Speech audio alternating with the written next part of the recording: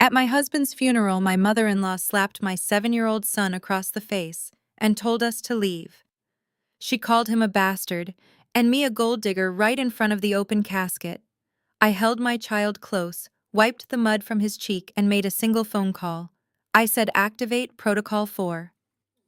2 hours later, her entire wealthy family was begging on their knees. My name is Madison, and I am 33 years old. I always preferred to keep my life quiet and simple, which is exactly why my arrogant in-laws never knew who I really was. Before I continue this story, let me know where you are watching from in the comments below. Hit like and subscribe if you believe that nobody has the right to lay a hand on your child. The rain poured relentlessly over Mount Auburn Cemetery in Boston. It was the kind of freezing, biting rain that soaked right through to your bones and matched the absolute coldness of the people standing around me. We were gathered around the mahogany casket of my husband Liam. He was only 35 when a sudden accident took him from us. He was my rock, the man who walked away from his family's toxic, fake elite lifestyle to build a real life with me. He never cared about the country clubs or the gala dinners. He just wanted a home filled with love, and now he was gone forever. Across the open grave stood his family. His mother Beatrice was wrapped in an expensive black designer coat, her face hidden behind a dark veil. She was putting on quite the performance, dabbing her dry eyes with a silk handkerchief for the benefit of the wealthy onlookers. Next to her stood Harrison, Liam's older brother, who was constantly checking his luxury watch and whispering to his wife. His wife Jasmine, a stunning African-American woman who reigned supreme over Boston's high society, stood under a massive umbrella, holding a designer handbag, looking thoroughly annoyed by the weather. None of them had ever accepted me.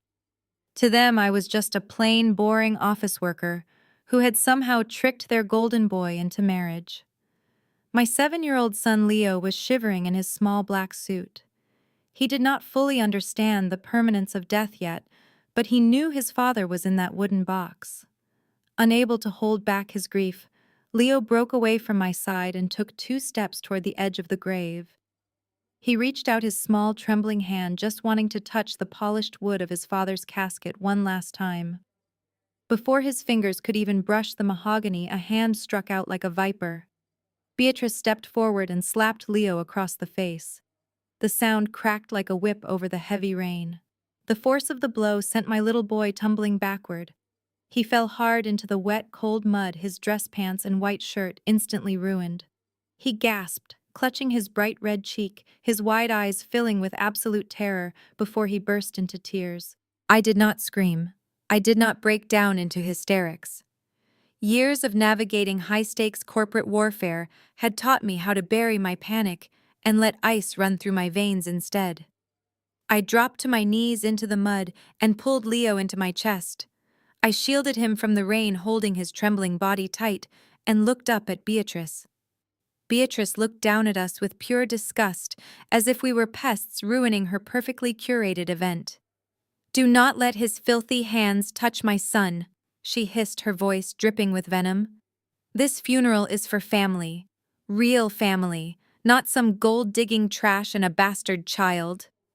Jasmine shifted her umbrella and let out a cruel, mocking laugh. "Go back to your slum, Madison," Jasmine sneered. "Liam is dead. Your free ride is over. We are done pretending we have to tolerate you and that mistake of a child." Harrison nodded in agreement, running a hand through his perfectly styled hair. "You heard them," he barked. "We have high-profile guests arriving for the reception later. I will not have you embarrassing our family name anymore." I stared at them, absorbing every cruel word. They honestly believed I was just a desperate woman who had drained their sons' bank accounts. They believed their ancestral wealth made them untouchable gods who could assault a grieving child without consequences. They had no idea that their precious family business had been drowning in debt for years. They had no idea that the only thing keeping them out of bankruptcy was the anonymous venture capital firm that had quietly bought up their loans. Liam knew, of course. He had begged me to save his parents from public humiliation. And I did it because I loved him. But Liam was gone now, and with him went the only reason I had ever spared them. Harrison snapped his fingers, waving over two massive private security guards who had been hired for the event. "Escort this woman and her brat off the premises," he ordered loudly. "If she resists, call the police for trespassing." I did not give them the satisfaction of a struggle. I stood up slowly, my knees caked in wet mud, holding Leo securely against my hip. I looked Beatrice dead in the eye. I did not blink. "You will deeply regret touching my son," I said. My voice was dangerously quiet, completely devoid of fear, cutting right through the noise of the heavy rain. Beatrice just let out a sharp, arrogant laugh and turned her back to me, dismissing me like a servant. I carried my son down the winding stone path of the cemetery, away from the crowd of fake mourners. The rain washed the mud down Leo's ruined suit. He buried his face in my neck, sobbing quietly into my collar. I kissed his wet hair and whispered that everything was going to be completely fine, that Mommy had everything under control. Once we reached my unassuming sedan parked at the far edge of the lot, I gently buckled him into his car seat and handed him a warm towel to dry his face. I sat in the driver's seat and locked the doors. I gripped the steering wheel until my knuckles turned white, taking one deep breath to lock away the grieving widow and awaken the woman I truly was. I pulled out my phone and dialed a highly secure private number. David, my lead corporate attorney and crisis manager, answered on the very first ring. "I need you to assemble the team right now," I told him, my voice turning to absolute steel. "Activate Protocol 4. Freeze their accounts. Call in every single loan. I want the entire Vanguard acquisition portfolio ready in 1 hour. We are taking absolutely everything." I ended the call and tossed my phone onto the passenger seat. The heavy rain continued to batter the windshield of my car, mimicking the chaotic storm of rage brewing inside my chest. I looked into the rearview mirror. Leo was huddled in his car seat, his small hands clutching the edges of his ruined jacket. The glaring red handprint on his cheek was a vivid, sickening contrast to his pale skin. Seeing that mark, seeing the physical evidence of Beatrice's cruelty on my innocent child, completely eradicated whatever lingering sympathy I had left for my husband's family. For 8 long years, I had endured their psychological warfare. I had swallowed my pride, bitten my tongue, and played the part of the quiet, unassuming wife just to keep the peace for Liam. He was a good man who was deeply ashamed of his family's toxic elitism, and I loved him enough to tolerate their endless abuse. But the moment Beatrice laid her hands on my son, the fragile peace treaty I had maintained with the Vanguard portfolio was officially dissolved. As I drove us away from the cemetery, the memories of their relentless humiliation played on a loop in my mind. The nightmare had not just started at the edge of the grave. It had been brewing since the moment we arrived at the church for the private viewing earlier that morning. Before the other guests had even arrived, Beatrice had cornered me in the vestibule. She looked me up and down with absolute revulsion, her lips curled into a sneer. She had hissed that Liam must have been out of his mind to marry a nobody from a public college. She called me a parasitic gold digger who had trapped her brilliant son, insisting that I had ruined their pristine bloodline. She pointed a manicured finger at Leo, who was standing quietly by the pews, and told me that my son was nothing but a bastard of a different class. She spat the words with such venom, claiming Leo lacked the refined features of their ancestral pedigree, implying he did not even belong to Liam. The sheer audacity of her insults was breathtaking, especially considering she was speaking about a grieving 7-year-old boy standing just feet away. Then Jasmine had stepped in, eager to prove her loyalty to the matriarch. Jasmine was a striking African-American socialite who had aggressively clawed her way to the top of Boston's high society ladder when she married Harrison. She was completely obsessed with status designer labels and maintaining the illusion of unlimited wealth. She viewed me as a threat to her aesthetic, a stain on her perfect social media feed. At the church, Jasmine had stood under the stained glass windows, adjusting her oversized designer sunglasses indoors just to make a point. She had looked at my simple, unbranded black dress and let out a dramatic sigh of pity. She mocked the fabric, loudly asking if I had found it on a clearance rack at a discount store. She told me I looked like the hired help and that I was an embarrassment to their family legacy. She leaned in close, her heavy perfume suffocating me, and whispered that once the funeral was over, I needed to pack my cheap bags and disappear back to the slums I crawled out of. I had said nothing to defend myself. I did not bother to tell Jasmine that my dress was a custom bespoke piece, hand-tailored in Milan, completely devoid of logos, because true wealth does not need to scream for attention. I did not tell them that the designer brands they flaunted were purchased on credit cards that were currently defaulting. I had simply held Liam's memory in my heart and walked away choosing dignity over a public screaming match. For 8 years, I had watched them play this pathetic game of pretend. They truly believed I was a desperate woman clinging to their coattails. They thought they were the pinnacle of high society royalty looking down on a peasant. They had no idea that their entire world was a carefully constructed house of cards. They did not know that the massive tech company Liam ran was actually a subsidiary of my venture capital firm. They did not know that the only reason they had not been thrown out of their ancestral mansion was because I had secretly purchased their massive rotting debts to spare Liam the heartache of watching his parents become homeless. I had owned them for years. I held the deed to their lives in a locked filing cabinet in my office. I could have destroyed them with a single signature at any point during my marriage, but I held back because of love. Now Liam was gone. The only shield protecting them from my absolute financial dominance had been lowered into the ground. I tightened my grip on the steering wheel, navigating the slick, rain-soaked streets of Boston. I glanced back at Leo again. The tears had stopped, but he was staring out the window with a heartbreakingly vacant expression. "We are going home, sweetie," I said, keeping my voice gentle and reassuring. "You never have to see those people ever again. I promise you." I turned the car onto the familiar tree-lined street leading to our private estate. I needed to get Leo out of his wet clothes, make him a cup of hot chocolate, and figure out how to navigate the first night of the rest of our lives without Liam. I just wanted to retreat into the safety of our home and lock the rest of the world away. But as the heavy iron gates of our property came into view, I saw several vehicles parked aggressively across my driveway. My heart hammered against my ribs, a new sharp wave of anger replacing my grief. The vultures had not even waited for the dirt to settle over my husband's grave. They were already moving in for the kill. I pulled up to the towering wrought iron gates of my private estate. Harrison threw his silver Porsche, and Beatrice abandoned her chauffeured Bentley diagonally across my cobblestone driveway. It was a blatant, aggressive display of absolute disrespect.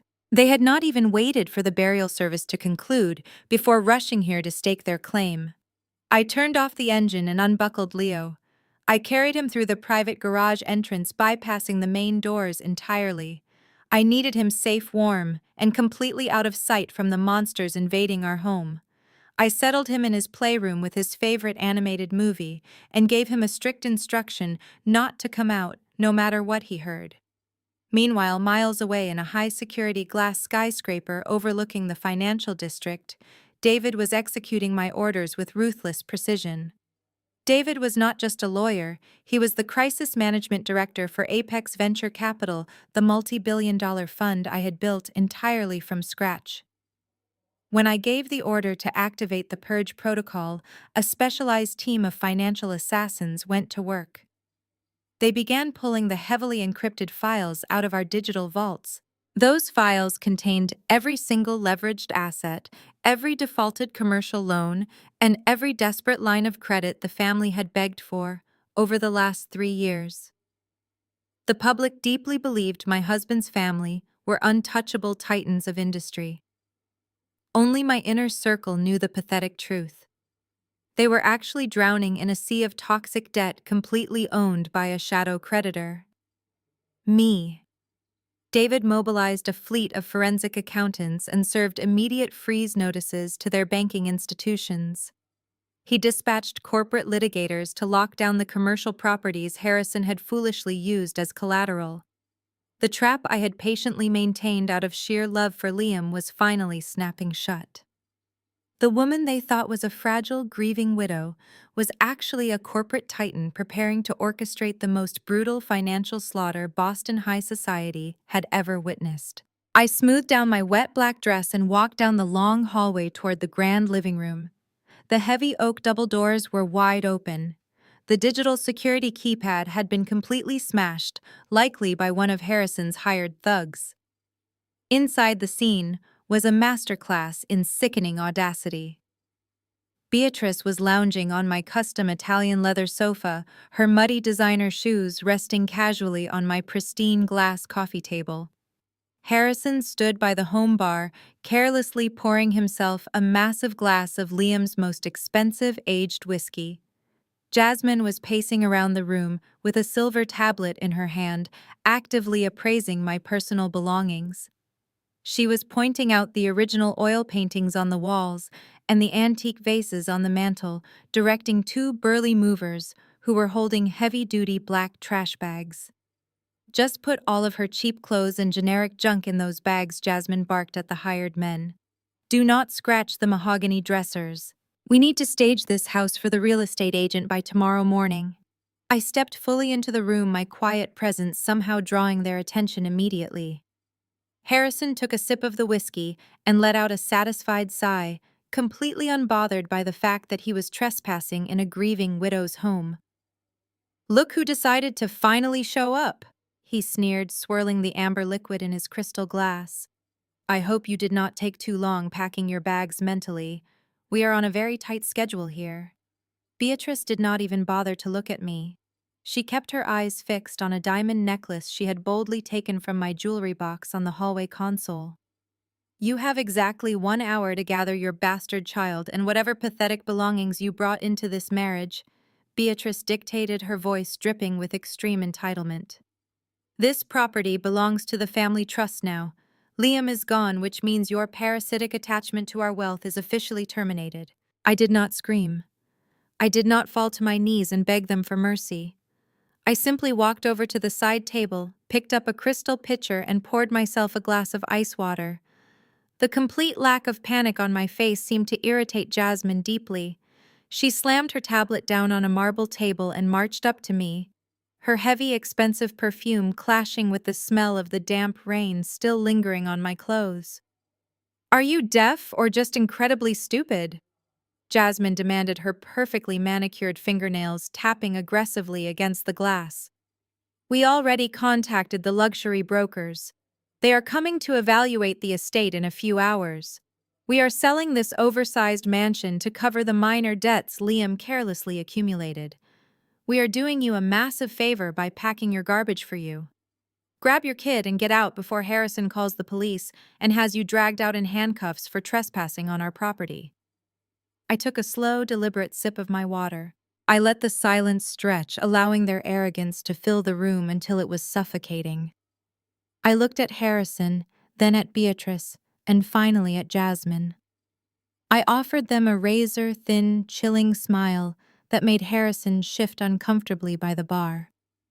"You are more than welcome to continue your little inventory, Jasmine," I said, my voice eerily calm and entirely devoid of fear. "Please make sure your math is highly accurate. But before you start measuring the curtains for your real estate agent, you might want to ask yourself a very important question. Are you absolutely certain this house belongs to your family trust?" Harrison threw his head back and let out a booming, arrogant laugh that echoed off the high vaulted ceilings of my living room. He picked up the bottle of wine he had been drinking from casually wiping the condensation from the label with his thumb. It was a vintage Bordeaux, a remarkably rare bottle that Liam and I had purchased during a private vineyard tour in France. We had been saving it for our 10th anniversary. Seeing Harrison's sweaty grip on that specific bottle, watching him pour another sloppy, overflowing glass while spilling dark red drops onto my pristine white marble counter, felt like a physical violation of my husband's memory. "You really have lost your mind, Madison," Harrison scoffed, taking a greedy gulp of the wine. "The grief has clearly fried whatever limited brain cells you had left. My family built this city. My grandfather sat on the board of banks that practically own the ground this house is built on. Do not try to play legal games with me. You are way out of your league. Beatrice let out a sharp sigh of agreement from the sofa. She adjusted her designer silk scarf and waved a dismissive hand in my direction. The sheer desperation of a poor woman is always so unseemly, Beatrice drawled, her tone laced with absolute boredom. She is just stalling because she knows she has absolutely nowhere to go. Harrison, tell those hired men to work faster. I cannot stand the smell of her cheap perfume lingering in this house a moment longer. I shifted my gaze to the entryway. Scattered across the expensive Brazilian hardwood floor were the shattered sparking remains of my biometric security keypad. They had not just bypassed a simple lock. They had actively hired a brute force security detail to drill through military-grade titanium to invade my private sanctuary. The sheer entitlement required to break into a grieving widow's home mere hours after a funeral was staggering. It was a blatant, unapologetic home invasion, and they were treating it like a casual afternoon errand. Jasmine emerged from the hallway leading to the master bedroom, her high heels clicking aggressively against the floorboards. She was carrying a massive armful of my personal clothing. With a look of exaggerated disgust, she dropped the entire pile into a heavy-duty black industrial trash bag held open by one of the burly movers. The thick plastic rustled loudly in the tense room. "Make sure you tie these bags tight," Jasmine ordered the mover, stepping back and brushing invisible dust off her impeccably tailored suit. "I do not want any of her discount department store germs spreading to the antique furniture before the staging company arrives." Jasmine then turned her sharp gaze to me, her lips curling into a cruel, mocking smile. "You should actually be thanking us, Madison. We are saving you the cost of hiring a moving truck. Though I suppose a city bus ticket back to whatever trailer park you grew up in will not cost you too much." I stood completely still, my hands resting lightly at my sides. I did not raise my voice. I did not let a single tear form in my eyes. I was silently calculating the exact legal ramifications of their actions: breaking and entering, destruction of private property, grand larceny. They were willfully handing me the very weapons I needed to obliterate them, and they were doing it with a smile. Harrison walked over to a custom glass display cabinet in the corner of the room. It held several of Liam's most prized possessions, including a collection of vintage watches he had meticulously curated over the years. Harrison did not even hesitate.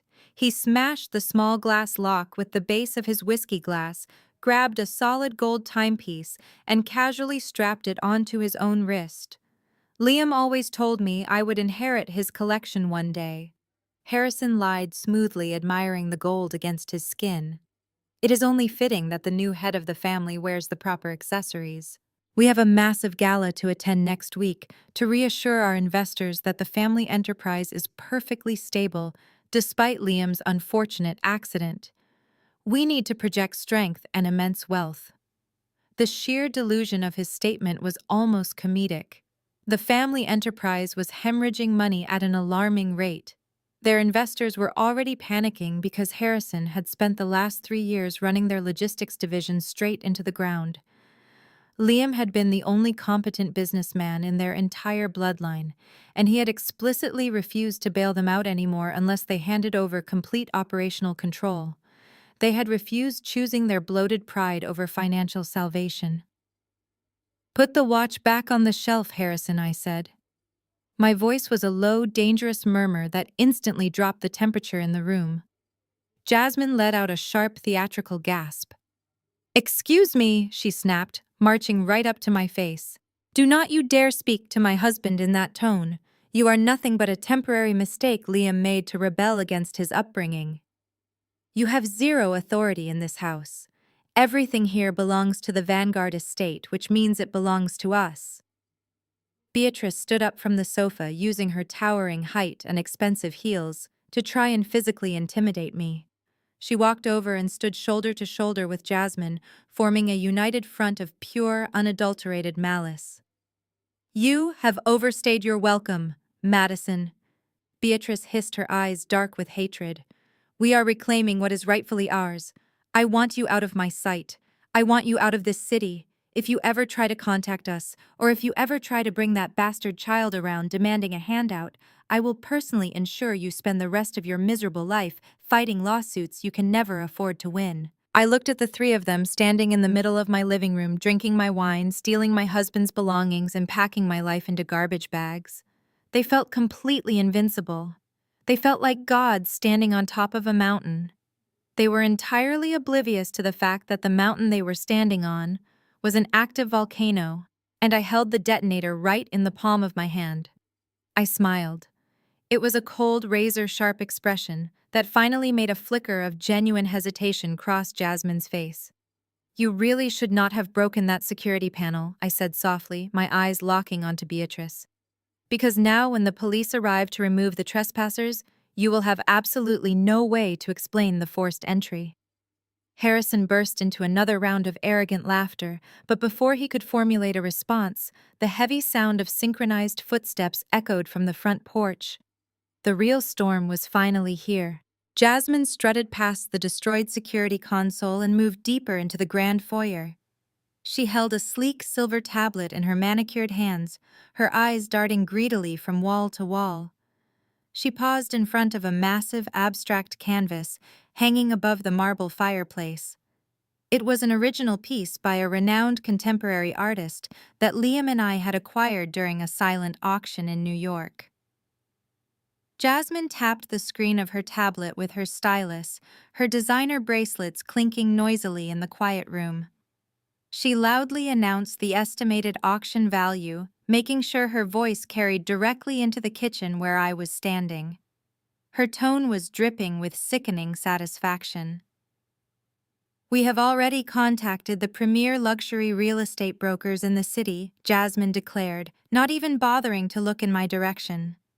She swiped her screen and moved to the next piece, a delicate bronze sculpture resting on a mahogany pedestal. "This mansion goes on the open market tomorrow morning. We are going to liquidate every single asset inside these walls to recoup the capital for the family trust. You and that boy have exactly 1 hour to pack up your pathetic little bags and get out of our house." Harrison chuckled from the bar, leaning his heavy weight against the counter as he swirled his stolen whiskey. "You heard her, Madison," he added, pointing his crystal glass at me. "Do not make us call the authorities to have you physically removed. It would be a terrible look for you to be dragged out of this wealthy neighborhood in front of all these respectable residents. The scandal would absolutely ruin whatever tiny shred of dignity you have left." I watched them parade around my home, laying claim to things they could not afford in their wildest dreams. I did not scream. I did not argue. I did not throw a frantic tantrum like they clearly expected me to do. Instead, I calmly walked over to the kitchen island. The sleek, dark quartzite countertops were immaculate, a stark contrast to the absolute filth these people were bringing into my sanctuary. I reached into the glass cabinet, pulled out a simple tumbler, and poured a glass of cold, filtered water for Leo. I took a slow, deep breath, letting the icy calmness of my reality wash over the burning anger in my chest. I turned to face Jasmine. She was currently attempting to inspect the authenticity of a crystal chandelier hanging above the dining table, her eyes wide with unadulterated greed. She was practically drooling over the fixtures, already calculating how many designer handbags she could buy with her cut of the sale. "Feel free to inventory every single item, Jasmine," I said. My voice was a soft, deadly murmur that cut straight through the tense air of the living room. I smiled, a chilling, hollow expression that did not reach my eyes. "Please count every painting, appraise every sculpture, tally up the exact market value of this entire estate. I sincerely hope your math skills are good enough to handle the final number." Jasmine stopped tapping her tablet. She slowly turned her head, her perfectly arched eyebrows pulling together in a tight, angry knot. She did not like my tone. She expected me to be a weeping, defeated mess, begging on my knees for a sliver of mercy. My absolute composure was completely unnerving to her. She was a woman who thrived on dominating weaker people, and my refusal to play the victim was shattering her illusion of control. "What exactly is that supposed to mean?" Jasmine snapped, taking a threatening step toward the kitchen. She gripped her tablet so hard her knuckles turned a lighter shade of brown. Are you trying to imply you actually own any of this? Because we all know Liam bought this property with the family fund. You contributed absolutely nothing to this marriage except a massive financial burden. You are nothing but a charity case he picked up to spite his mother. Beatrice let out a loud, mocking scoff from the leather sofa. Do not engage with her delusions, Jasmine, the older woman commanded, waving a dismissive hand.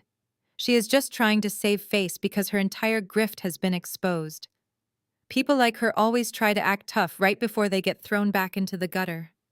Just keep calculating the assets. We need the final numbers ready for the broker by tonight, so we can finally scrub the stench of this woman from our family legacy. I leaned casually against the kitchen island, watching Jasmine return to her digital appraisal. She was eagerly typing numbers into her spreadsheet, mentally spending money that would never, ever touch her bank account. She documented the imported silk rugs, the custom-built grand piano in the corner, and the rare first edition books lining the study shelves. Every tap on her screen was another nail in their collective coffin. They were so blinded by their own arrogance that they completely failed to notice the obvious signs. They did not question why the property deed Liam had supposedly filed never showed up in their family trust audits. They did not question how Liam could afford a custom-built fortress in the most exclusive zip code in Massachusetts without ever asking Harrison for a loan.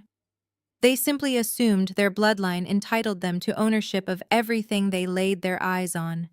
Their superiority complex was a terminal disease. I watched Harrison walk over to a collection of silver decanters, greedily estimating their weight. I watched Beatrice run her hands over the custom velvet upholstery, already planning how she would brag to her country club friends about reclaiming her son's estate. They were mentally redecorating their own false reality, entirely oblivious to the financial guillotine swinging right above their heads. You missed the wine cellar downstairs, Jasmine, I pointed out smoothly, setting the glass of water down on the counter. There are about 200 bottles of vintage wine down there. You should definitely add those to your little spreadsheet. It would be a shame to leave such valuable assets off the official inventory report for your imaginary broker. Jasmine shot me a filthy glare, her lips pressed into a thin, furious line.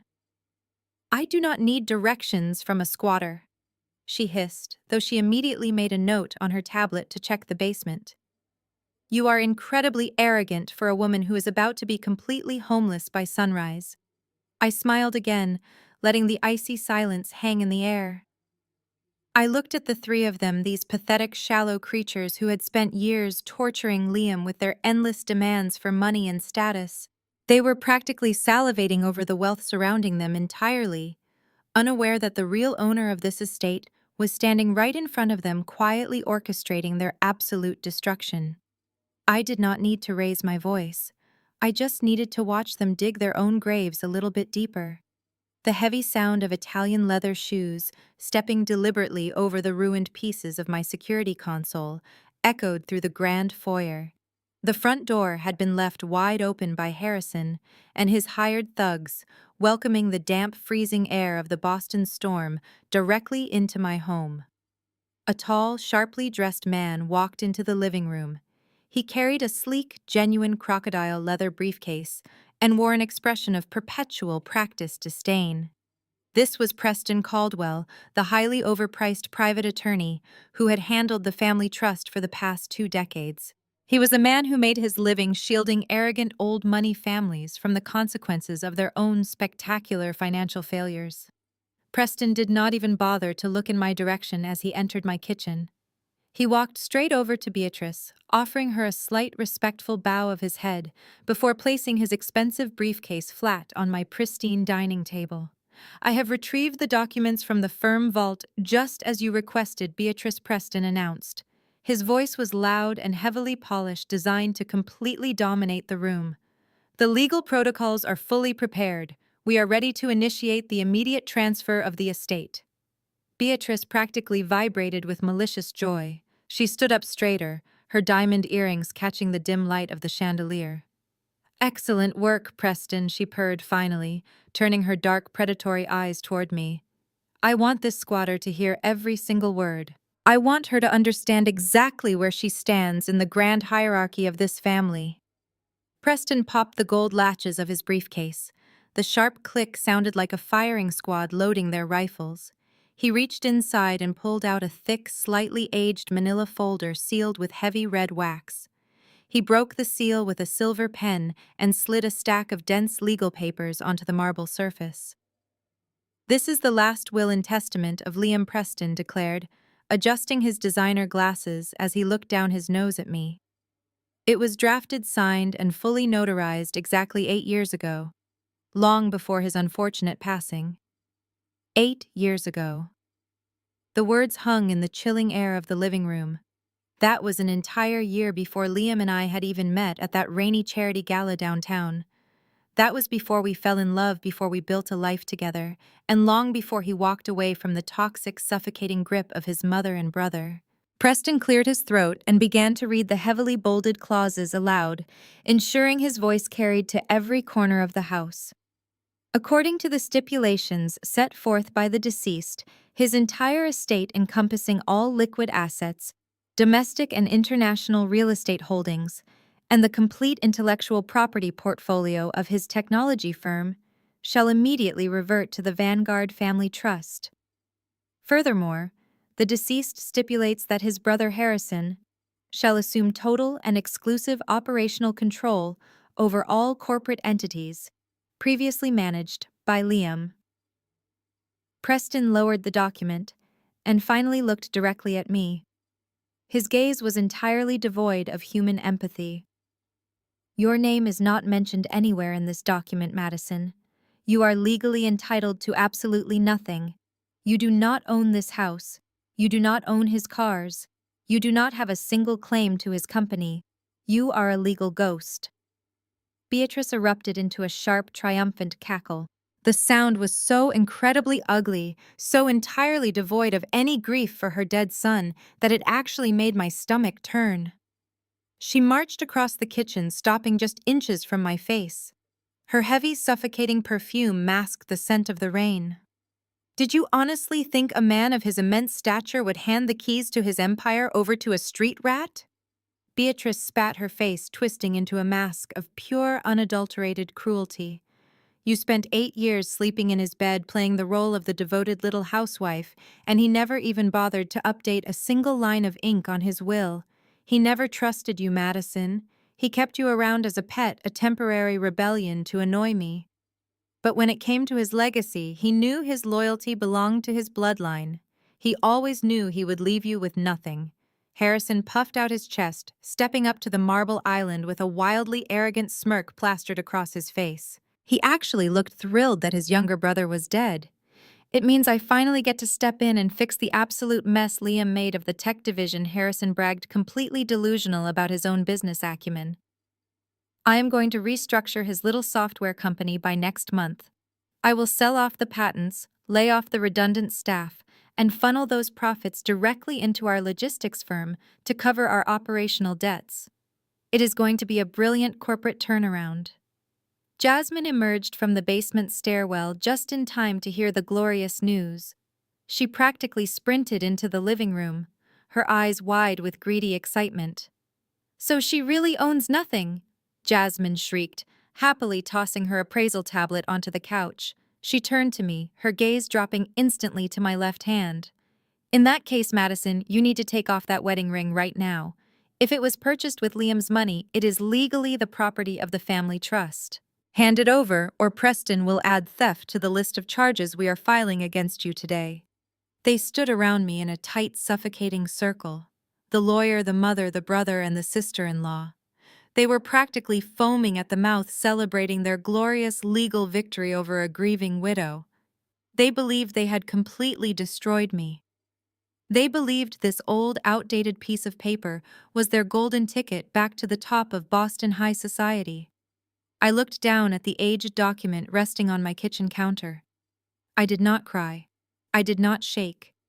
I did not reach for my wedding ring. I simply stared at the bolded black ink and felt an overwhelming wave of cold, calculated amusement wash over me. They were fighting tooth and nail over a sunken ship, entirely unaware that I owned the entire ocean. Liam never updated his will because he knew it was a completely worthless piece of paper. He knew the document Preston was holding governed a phantom estate. Liam died with absolutely zero personal assets to his name because the day we got married, we legally transferred every single thing he built into the protective vault of my corporate holding company. I looked up at Beatrice.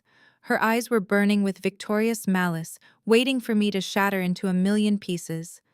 I offered her a slow, terrifyingly calm nod, letting them bask in their false reality for just a few moments longer. They had no idea the financial executioner was already pulling into the driveway. Harrison reached inside the inner pocket of his tailored suit jacket and pulled out a crisp, folded document, along with a pre-written cashier check. He tossed them both onto the kitchen island. The papers slid across the polished quartzite surface, coming to a dead stop right next to my glass of water. It was a theatrical, overly rehearsed gesture designed to make me feel as small and insignificant as humanly possible. "Take it," Harrison ordered, crossing his arms over his chest. "That is $50,000. It is a generous severance package for your brief, unfortunate stint as a member of this family. That is more money than a public school graduate like you has ever seen in one place. You can use it to rent a cheap apartment in the suburbs and enroll that kid in a public school where he actually belongs." Preston Caldwell stepped forward, tapping his silver pen against the marble counter. He pointed a manicured finger at the thick stack of stapled papers resting beneath the check. "That is a comprehensive non-disclosure agreement, Madison. By signing it, you forfeit any right to contest the 8-year-old will. You agree to immediately vacate these premises, surrender all keys, and permanently drop the Vanguard family name.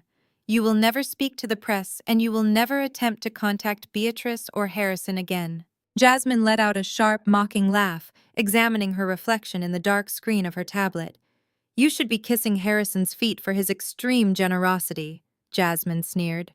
"If I were him, I would have thrown you out into the rain with nothing but the cheap clothes on your back. 50,000 is an absolute fortune for someone of your class. Buy a used car, start over. Just make sure you do it far away from Boston." Beatrice moved closer, her dark veil fluttering slightly, as she breathed in the tense air of the room. She looked at the check like it was a piece of garbage she was forced to endure. "If you refuse this incredible act of charity," Beatrice warned, her voice dropping to a harsh, guttural whisper, "Preston will tie you up in probate court for the next decade. We will freeze your personal bank accounts. We will drag your name through the mud. We will bleed you completely dry until you are begging on the streets. Sign the paper, take the money, and disappear." I looked down at the $50,000 check. The amount was almost comical. I routinely approved seed funding rounds for tech startups that were 50 times that amount before my morning coffee. I slowly picked up the check, letting the heavy, expensive paper rest between my fingers. Then I picked up the non-disclosure agreement. I did not tremble. I did not shed a single tear. I calmly flipped to the second page of Preston's supposedly ironclad legal trap, my eyes scanning the dense paragraphs of corporate jargon. The silence in the kitchen stretched out thick and suffocating. They were waiting for me to break. They expected me to sob, to sign my life away out of sheer desperation, and to run out the front door in absolute defeat. Instead, I let out a soft, genuine sigh of disappointment. I tossed the NDA back onto the counter. "Preston," I said, my voice echoing with a chilling, authoritative resonance that immediately caused the arrogant smirk to freeze on Harrison's face. "I am actually embarrassed for you. I thought the Vanguard family retained top-tier legal counsel. Did you seriously draft this garbage yourself, or did you have a first-year law student copy and paste it from a generic internet template?" Preston stiffened, his posture instantly rigid. "Excuse me." He snapped, his face flushing a deep, angry shade of red. "You are a grieving, uneducated woman. Do not attempt to analyze complex legal documentation you cannot possibly comprehend." I did not raise my voice, but the sudden shift in my demeanor struck the room like a physical blow. I leaned forward, resting my hands flat on the island, and locked eyes with the highly paid attorney. "Let us talk about legal comprehension, Preston," I replied. delivering each word with razor-sharp precision. You just presented an 8-year-old personal will to claim ownership of Liam's technology firm, but you conveniently failed to mention that Liam's company is not a sole proprietorship. It is a limited liability company structured under Delaware corporate law. An outdated personal will cannot unilaterally dictate the transfer of corporate assets that are governed by a superseding operating agreement. Harrison blinked his brow, furrowing in deep confusion. He looked at Preston, waiting for the lawyer to shut me down, but Preston's mouth was suddenly pressed into a tight, thin line. Furthermore, I continued, my voice steady and commanding. Massachusetts is not a state where you can simply disinherit a legal spouse with an old piece of paper. The Uniform Probate Code explicitly guarantees a spousal elective share. Even if this archaic will was remotely valid, which it absolutely is not, I would automatically be entitled to 1/3 of the entire estate. Attempting to force me to sign away my statutory rights under extreme duress, mere hours after my husband's funeral, is a textbook violation of legal ethics. If I handed this NDA to the State Bar Association, they would suspend your license before dinner. Jasmine took a slow step backward, her designer heels clicking nervously against the floor. The arrogant, mocking smile had completely vanished from her face. She was not a lawyer, but she was a highly strategic socialite who knew exactly how power sounded, and right now I sounded like pure, unadulterated power. But the most pathetic part of your entire strategy, I said, shifting my gaze from Preston to Beatrice, is your fundamental misunderstanding of corporate structure. You claim this will give Harrison operational control over Liam's tech company. You clearly did not read the capitalization table. Liam did not own the majority shares, he owned 49%. The remaining 51% is held by an institutional investor, a venture capital firm. You cannot seize operational control of a company when you are a minority shareholder. The majority owner holds the absolute veto power over any executive transition. The kitchen was dead silent. The heavy rain continued to pound against the large glass windows, but inside the atmosphere had shifted drastically. The absolute dominance they felt just 5 minutes ago was evaporating into thin air. Preston adjusted his glasses, his hands visibly shaking.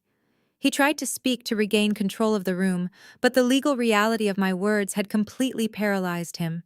He knew I was right. Every single statute, every corporate law principle I had just weaponized against him was entirely accurate. Beatrice turned to her lawyer, her dark eyes flashing with sudden panic. "Preston," she demanded, her voice losing its aristocratic smoothness. "What is she talking about? Tell her to shut up. Tell her she is wrong." Preston swallowed hard, refusing to make eye contact with the matriarch. He looked at the $50,000 check resting on the counter, then looked back at me. The realization was slowly dawning on him. He was not dealing with a fragile, helpless widow. He had just walked into a legal slaughterhouse, and he had handed me the knife. I picked up the $50,000 check one last time. I looked at Harrison, whose face was pale and slick with nervous sweat. "You thought you could buy my silence with pocket change," I said quietly. "You thought you could erase my son and me from existence." With a swift, deliberate motion, I tore the check perfectly in half. I dropped the torn pieces onto the floor. "Your legal threats are completely worthless," I told them, the icy authority in my voice sealing their fate. "And you are about to find out exactly why the majority shareholder of Liam's company is going to crush your family into absolute dust." Before Harrison could even process the shreds of his pathetic bribe fluttering to the hardwood floor, a deafening screech of heavy tires tore through the heavy rain outside. The abrasive sound of multiple high-performance vehicles slamming their brakes in my cobblestone driveway echoed through the grand foyer. Heavy car doors slammed shut in rapid succession, a synchronized mechanical rhythm that sounded exactly like a military tactical unit arriving for a raid. Jasmine gasped, taking a sudden step away from the window as the blinding white headlights from the motorcade pierced through the torrential downpour and flooded my living room. Harrison instinctively grabbed his stolen whiskey glass, his knuckles turning white as he stared at the front entrance. Beatrice clutched her pearl necklace, her eyes darting frantically toward Preston. The highly paid attorney looked absolutely paralyzed, his expensive leather briefcase suddenly feeling like an anchor pulling him to the bottom of the ocean. The heavy oak double doors of my mansion, already damaged by Harrison's hired thugs, were pushed wide open with forceful authority. The freezing Boston storm whipped into the foyer, but it was immediately blocked by a wall of imposing figures. 10 individuals impeccably dressed in tailored charcoal black suits marched into my home with absolute unapologetic precision. They moved in perfect unison, their expressions entirely devoid of emotion, looking like high-level federal agents executing a hostile corporate takeover. Each of them carried a heavy brushed aluminum locking briefcase secured to their wrists with steel cables. They fanned out across my living room, systematically securing the perimeter.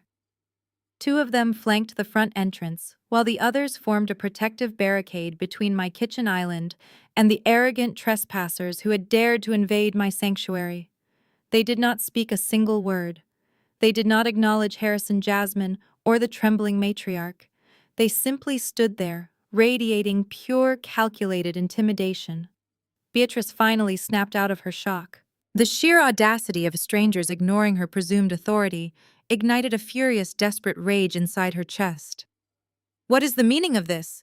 Beatrice shrieked, her voice cracking as she pointed a shaking finger at the men in black suits. "Who are you people? You are trespassing on private property belonging to the Vanguard Family Trust. I demand you leave this instant, or I will have every single one of you arrested and thrown in a federal penitentiary." Harrison puffed out his chest, attempting to regain his shattered masculinity. He stepped forward, trying to use his physical size to intimidate the nearest team member. "You heard my mother," Harrison bellowed, his face flushing a deep, aggressive red. "Get out of my brother's house right now. Preston, call the police chief directly. Tell him we have a coordinated home invasion underway." Preston fumbled for his phone, his hands trembling so violently he nearly dropped the device onto the marble floor. He tried to project his usual arrogant legal authority, clearing his throat loudly. "As the legal representative of this estate, I am ordering you to vacate," Preston stammered, though his voice lacked any real conviction. "You are in direct violation of state trespassing statutes." The wall of professionals did not even blink. They remained entirely unmoved by the frantic screaming of a family that was rapidly losing its grip on reality. Then the final figure stepped through the open doorway. David emerged from the stormy darkness, shaking the rain from his dark, tailored trench coat. As the lead crisis manager and senior legal counsel for Apex Venture Capital, David possessed a reputation that terrified even the most ruthless corporate raiders on Wall Street. He had a razor-sharp jawline, piercing dark eyes, and a demeanor that screamed absolute, unwavering dominance. He was a man who dismantled billion-dollar empires before breakfast, and today he was here to execute my final judgment. David walked into the living room with slow, measured steps. The 10 team members parted, immediately creating a clear path for him. He completely ignored the hysterical screaming of my mother-in-law. He did not spare a single glance for Harrison, who was now backing away, visibly intimidated by David's sheer physical presence. He completely dismissed Jasmine, who was clutching her designer handbag like a life preserver on a sinking ship.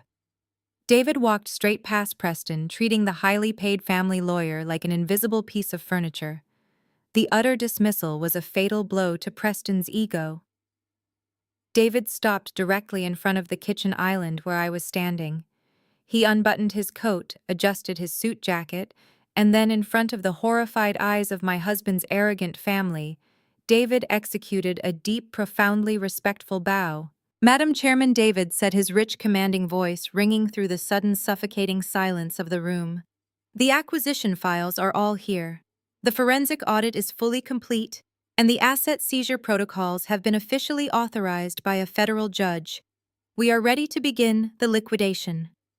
The words hung in the air, like a detonated explosive. "Madam Chairman." I watched the exact moment the reality of my identity finally shattered their delusions. Beatrice's mouth fell open, her jaw practically unhinging as she stared at me. The arrogant, aristocratic mask she had worn for decades melted away, replaced by a look of pure, unadulterated horror. She looked like a woman who had just realized she had spent the last 8 years actively taunting a venomous snake, and now the fangs were sinking directly into her neck. Harrison dropped his glass of stolen whiskey. The heavy crystal shattered against the Brazilian hardwood floor, sending amber liquid and sharp shards flying in every direction, but he did not even flinch. He just stood there paralyzed, his eyes darting between me, David, and the 10 locked metal briefcases containing the financial ruin of his entire bloodline. Jasmine stumbled backward, her designer heels catching on the edge of the plush living room rug. She collapsed onto the sofa, her hands flying to her mouth to stifle a shocked gasp. Her sharp socialite instincts had finally connected the dots. She realized that the plain, unassuming widow she had just threatened to throw into the slums was the undisputed monarch of the financial world. Preston dropped his phone. The device clattered against the marble, the screen cracking instantly. The lawyer who had just tried to force me to sign away my life with a fake $50,000 check was now staring at David, a man whose legal prowess was legendary. Preston realized he had just attempted to extort the chairman of Apex Venture Capital. His career was effectively over. I looked down at the shredded pieces of Harrison's pathetic bribe resting on the floor, then raised my chin and met Beatrice's terrified gaze. I offered her a slow, predatory smile. "I told you to make sure your math was accurate," I whispered, my voice slicing through the absolute dead silence of the room. "Now open the briefcases, David. Let us show them exactly who they have been stealing from." David placed the first aluminum briefcase flat on the kitchen island. The sharp metallic click of the locks disengaging sounded like a final judgment echoing through the massive room. He opened the lid and carefully extracted a stack of thick watermarked corporate dossiers. He did not hand them to Harrison or Beatrice. He handed them directly to Preston. The highly paid family attorney took the documents with violently shaking hands. His eyes immediately darted to the federal seals and the notarized signatures at the bottom of the first page. I stepped out from behind the marble counter and kicked the shredded pieces of Harrison's $50,000 check across the hardwood floor, the scraps of paper scattered around Beatrice's expensive designer shoes. "You spent the last hour bragging about an 8-year-old will," I said, my voice completely devoid of any sympathy. "You celebrated the fact that Liam never bothered to visit a lawyer to update his final wishes. You genuinely believed his lack of action was a testament to his deep loyalty to your toxic, decaying bloodline. You thought he left me out of his will because he secretly viewed me as an unworthy peasant." Beatrice lifted her chin, trying desperately to maintain her crumbling aristocratic facade. "Because that is exactly what happened," she spat, though her voice wavered noticeably. "My son realized his mistake. He knew his massive fortune belonged to his real family."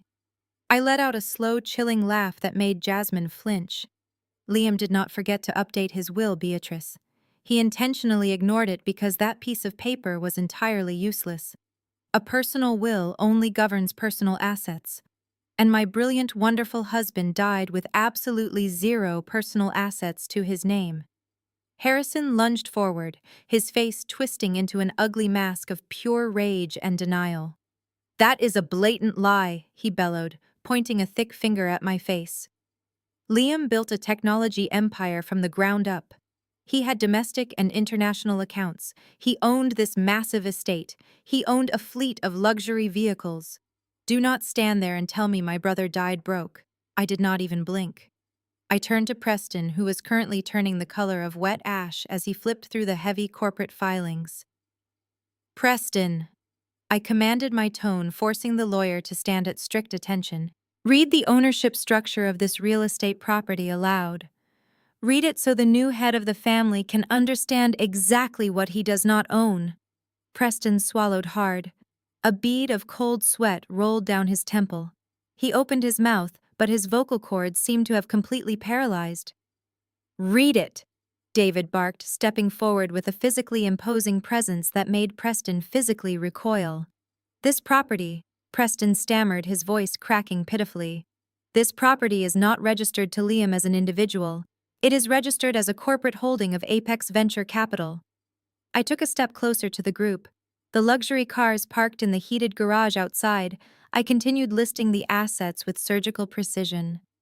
The private accounts you assumed were overflowing with cash. The vacation home in the Hamptons.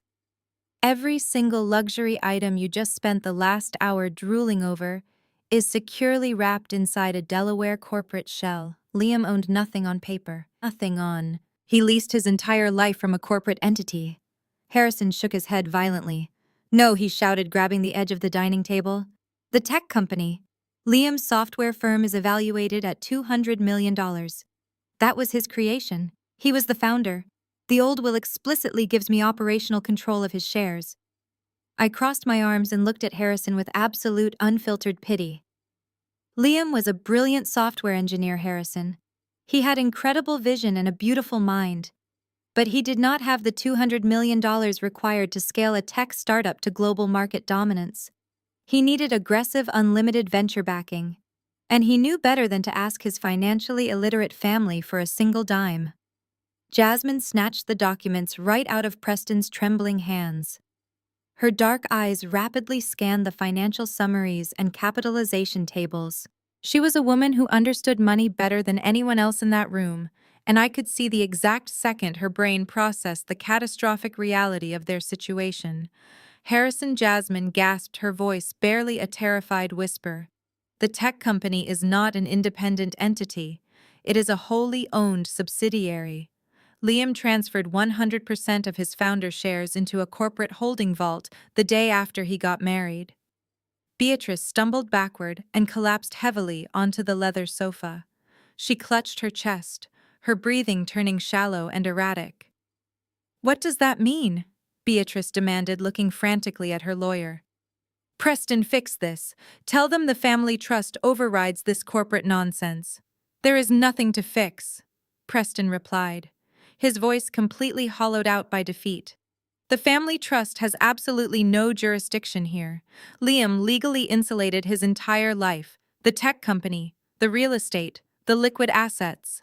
They are all firmly embedded inside the corporate infrastructure of Apex Venture Capital.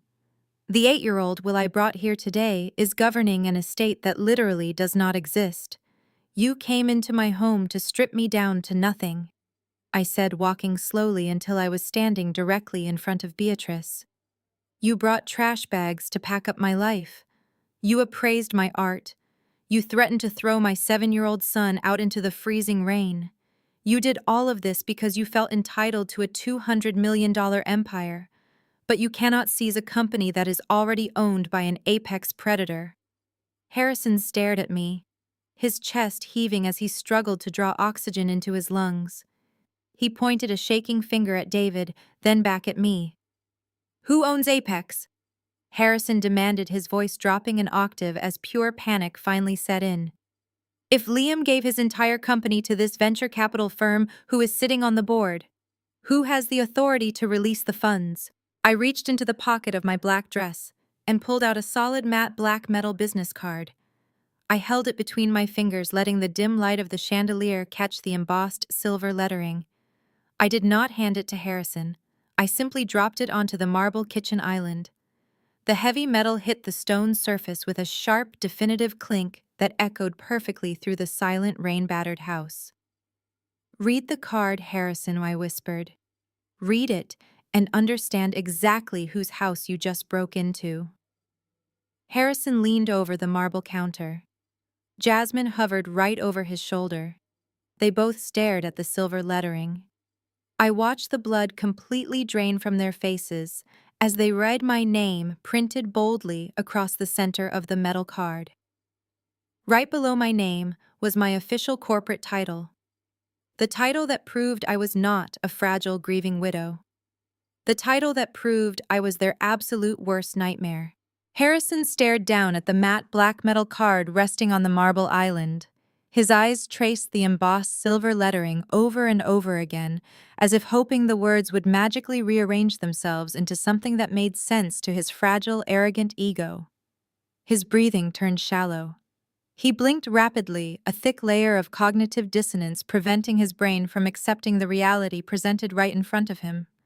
He let out a weak, breathy sound that was supposed to be a laugh, but came out sounding like a desperate gasp for air. "This is a joke." Harrison stammered, his voice lacking any of the booming authority he had projected just 10 minutes ago. "This is some kind of sick, elaborate prank you set up with a fake printing company. You expect me to believe that a plain, uneducated girl from a public university is running a multi-billion-dollar venture capital fund." I did not break eye contact with him. I stood tall, the absolute authority of my position radiating through the room, suffocating the last remnants of their arrogance. "It is not a joke, Harrison," I stated, my voice echoing with pure, unyielding power. "I am the founder and chairman of Apex Venture Capital." Liam did not build his technology firm alone. He pitched his vision to my board 9 years ago. I provided the initial seed funding. I provided the Series A capital. I provided the corporate infrastructure that shielded his genius from the toxic, leeching hands of his own family. Liam worked for me. And every single asset you vultures are currently trying to tear apart has always been in my name. Jasmine could not take the suspense for another second. She shoved Harrison aside, her manicured hands trembling violently as she lunged for the heavy stack of corporate dossiers David had placed on the counter. Jasmine was a highly calculated socialite. She spent her entire life navigating the elite circles of Boston. She knew exactly what real wealth looked like, and more importantly, she knew what authentic, legally binding financial documents looked like. She flipped open the first dossier, her eyes scanning the dense paragraphs of corporate structuring and capitalization tables. She frantically flipped to the signature pages, her breathing growing ragged and uneven. She rubbed her thumb hard over the bottom right corner of the thick parchment. She felt it immediately, the raised, unmistakable texture of a federal blind stamp. It was the official, deeply embossed seal of the United States federal government, authenticating the corporate filings of a financial behemoth. She looked at the watermarks. She looked at the holographic security threads woven into the legal paper. She checked the bank authentication codes stamped across the asset transfer logs. Jasmine stopped breathing. The expensive designer tablet she had been using to arrogantly appraise my artwork slipped from her grip. It hit the floor with a loud, sharp crack, the screen splintering into a spiderweb of broken glass. But Jasmine did not even look down. All the color completely drained from her face. Her warm, flawless complexion turned to a sickening shade of ash. Her hands shook so fiercely that the heavy legal documents rattled in the dead silent kitchen. She slowly backed away from the marble island, her eyes wide with a level of pure, unadulterated terror I had never seen before. "Harrison," Jasmine whispered, her voice trembling so badly she could barely form the words. "Harrison, it is real." "What are you talking about?" Beatrice demanded from the sofa, her voice rising to a shrill, panicked pitch. "Stop reading her forged garbage, Jasmine. Preston, tell this ridiculous woman that she is going to federal prison for fabricating corporate documents." Preston did not move a single muscle. The highly paid family attorney was staring at the floor, beads of cold sweat rolling down his face, completely unwilling to challenge the mountain of irrefutable legal evidence David had just presented. "It is real," Beatrice, Jasmine shrieked, whipping her head around to face her mother-in-law. Her voice was pure hysteria now. "The federal seals are embossed. The banking codes are verified. She is not lying. She owns the holding company. She owns Liam's entire tech firm. She owns this mansion. We just brought garbage bags to evict a billionaire." Beatrice recoiled as if she had been physically struck. She gripped the leather armrest of my sofa, her knuckles turning bone white. She looked at me, her eyes darting across my simple black dress, my unstyled hair, and my bare face. She was experiencing a total psychological collapse. Her entire worldview, built on the absolute certainty that bloodline and ancestral names were the only true measures of worth, was disintegrating into dust. "How is this possible?" Beatrice gasped, her chest heaving as she struggled to comprehend the magnitude of her colossal mistake. "You are nobody. You come from nothing. My son would never subject himself to being a mere employee for a woman like you. Your son was the smartest man in your entire cursed bloodline," I replied coldly. He knew that the only way to build a legacy of his own was to completely sever himself from yours. When we got married, Liam begged me to fold his company into my corporate portfolio. He knew that the second his technology firm became profitable, you and Harrison would swoop in like starving parasites, demanding board seats and draining his accounts to fund your pathetic fake high society lifestyle. I protected him from you. I gave him the freedom to create without having his own mother holding a knife to his throat for a handout. Harrison stared at me, his mouth opening and closing without producing any sound. The gold watch he had stolen from Liam's display cabinet suddenly looked heavy and ridiculous on his wrist. He had spent the last 8 years treating me like an uneducated servant, openly mocking my background at every holiday dinner, telling his country club friends that Liam had ruined his life by marrying beneath his station. "All this time you were the one funding him," Harrison whispered, his voice completely hollowed out. "You sat at our dining table. You let us talk to you like you were dirt. You let us pay for dinner. Why did not you say anything? Why did you pretend to be a nobody? Because Liam asked me to." I answered, the memory of my husband bringing a sharp, fleeting ache to my chest. "He wanted to shield me from your endless greed. He knew that if you ever found out I was sitting on a multi-billion-dollar venture fund, you would never stop hounding me. You would have weaponized his love for me to extract endless capital for your failing enterprises, so I played the part. I wore cheap clothes around you. I let you mock me. I let you feel superior, because your superiority complex was the perfect camouflage for my absolute financial dominance." Jasmine took another step backward, putting as much physical distance between herself and Beatrice as the living room would allow. Her sharp survival instincts were kicking into overdrive. She realized that they had not just insulted a wealthy woman, they had aggressively threatened, belittled, and attempted to legally extort the chairman of a financial empire capable of wiping them off the map with a single phone call. "And you broke into my house," I continued, my voice dropping to a deadly quiet register that made David step slightly forward, ready to execute whatever command I gave next. "You smashed my security system. You poured my husband's vintage wine. You brought trash bags for my belongings. And most unforgivably, you laid your hands on the future heir of the apex corporate empire." I looked directly at Beatrice. The older woman was visibly trembling now, her aristocratic pride entirely replaced by raw primal fear.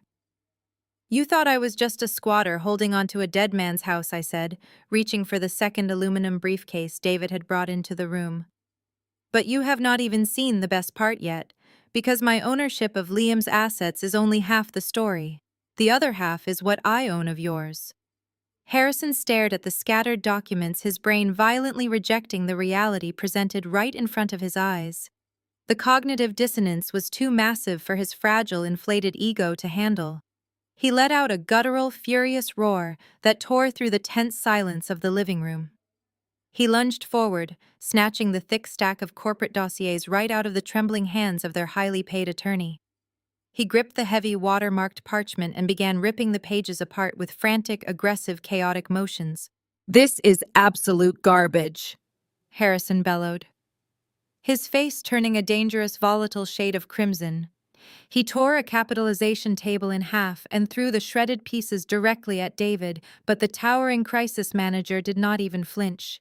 He remained as still as a statue carved from solid granite. "You are a liar and a fraud," Madison Harrison screamed, his chest heaving, as he ripped another legal filing to shreds. "You hired a bunch of actors in cheap suits to walk into my brother's house and play pretend. You think you can print some fake government seals by a metal business card and scare us into handing over our family empire." He tossed the ruined papers onto the wet hardwood floor, stamping his expensive leather shoes over the federal blind stamps. "You are nothing," he shouted, pointing a shaking accusatory finger at my face. "You are a nobody who trapped my brilliant brother. You are a pathetic gold digger trying to orchestrate an elaborate scam because you know you are legally entitled to absolutely nothing. I am going to have you locked in a federal prison for corporate forgery. You are going to rot in a concrete cell while my mother and I liquidate this entire estate and erase your name from our history. His denial was so absolute, so entirely disconnected from the factual reality of his situation, that it bordered on clinical insanity. He truly believed his loud voice and aggressive physical posturing could simply overwrite the ironclad legal truth of my total financial dominance. Jasmine could not take the suicidal delusion for another second. Her sharp survival instincts completely overrode her usual composed aristocratic demeanor. She lunged forward and grabbed Harrison tightly by the lapels of his tailored suit jacket. Her perfectly manicured nails dug fiercely into the expensive fabric as she physically yanked her husband backward, pulling him away from the marble island and the imposing wall of security personnel. "Harrison, stop it right now!" Jasmine screamed, her voice cracking with pure, unadulterated panic. She shook him hard, her wide eyes flashing with absolute terror. "Are you completely blind? Stop making this worse!" Harrison tried to forcefully shake her off, batting her hands away from his chest. "Let go of me, Jasmine!" He roared, his eyes wild and unfocused. "She is playing us. It is a massive bluff." Jasmine slapped her hands flat against his chest, physically halting his advance. "You absolute fool, she is not playing us!" Jasmine shrieked, her voice dropping into a frantic, hyperventilating tone. "The files are real. The banking codes are real. I felt the federal blind stamps with my own hands. I saw the holographic security threads woven into the paper." Jasmine turned her panicked gaze toward the shredded documents resting on the floor, knowing her arrogant husband had just destroyed physical copies of files that could legally bury them alive. She looked back up at Harrison, tears of pure fear welling in her eyes.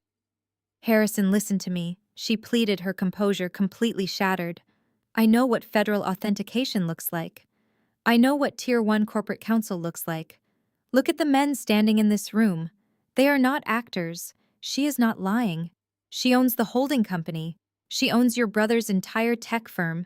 She owns this massive property. She owns absolutely everything." Jasmine grabbed his face, forcing him to look directly at her.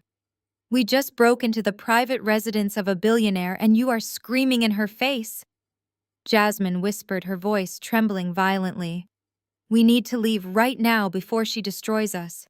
Beatrice pushed herself forcefully off the leather sofa, her face twisted into a grotesque mask of aristocratic fury. She did not direct her initial rage at me. She directed it entirely at her terrified daughter-in-law. "You weak, pathetic idiot!" Beatrice shrieked, marching across the room and violently shoving Jasmine away from her son. Jasmine stumbled backward, her designer heels catching the edge of the rug as she fell hard against the side of the grand piano. She clutched her chest, gasping for air, but Beatrice did not offer a single ounce of sympathy. "How dare you cower before this common trash?" Beatrice spat at Jasmine, her eyes blazing with irrational, blinding hatred. "I always knew you lacked the spine to be a true member of this family. You see a few forged papers and a fake metal business card, and you immediately surrender our entire centuries-old legacy. You are a total disgrace to our bloodline." Beatrice turned away from the trembling socialite and marched right back to the center of the kitchen, stopping just inches from where David stood guarding me.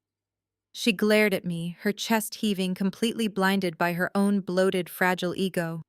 She refused to accept that a woman she deemed inferior could possibly outsmart her. "Do you think your little theatrical performance scares me?" "Madison," Beatrice hissed, her voice dripping with venomous, toxic arrogance. "You can hire all the fake lawyers and print all the fraudulent documents you want. It means absolutely nothing in the real world. My family has controlled the social and financial elite of this city for over 100 years. We dine with federal judges. We play golf with state senators. We hold the keys to elite rooms you could never even dream of entering. You are just a peasant playing dress-up in my dead son's clothes." She stepped closer, invading my personal space, her heavy perfume clashing aggressively with the metallic scent of the rain blowing in from the open front doors. "I do not care what imaginary company you claim to run." Beatrice sneered, pointing a finger directly at my face. I do not care what imaginary wealth you pretend to have. You are a disgusting gold digger who poisoned my son against his own mother. You forced him to hide his assets to fund your pathetic low-class lifestyle. And now you are trying to steal our rightful inheritance to secure a future for your illegitimate bastard child. I stood completely still, absorbing her toxic words without a single flinch. They had officially crossed the point of no return. I looked down at her finger pointing at my face, then raised my eyes to meet her furious, delusional gaze. The time for warnings had officially expired. I did not swat her pointing finger away. I did not flinch. I simply looked at Beatrice with an expression of absolute freezing pity. She was standing in my kitchen wearing clothes bought on credit, threatening a billionaire with the wrath of a completely bankrupt dynasty. It was time to pull the final curtain down on their pathetic theater production. I shifted my gaze from the matriarch to the towering man in the dark trench coat standing by the island.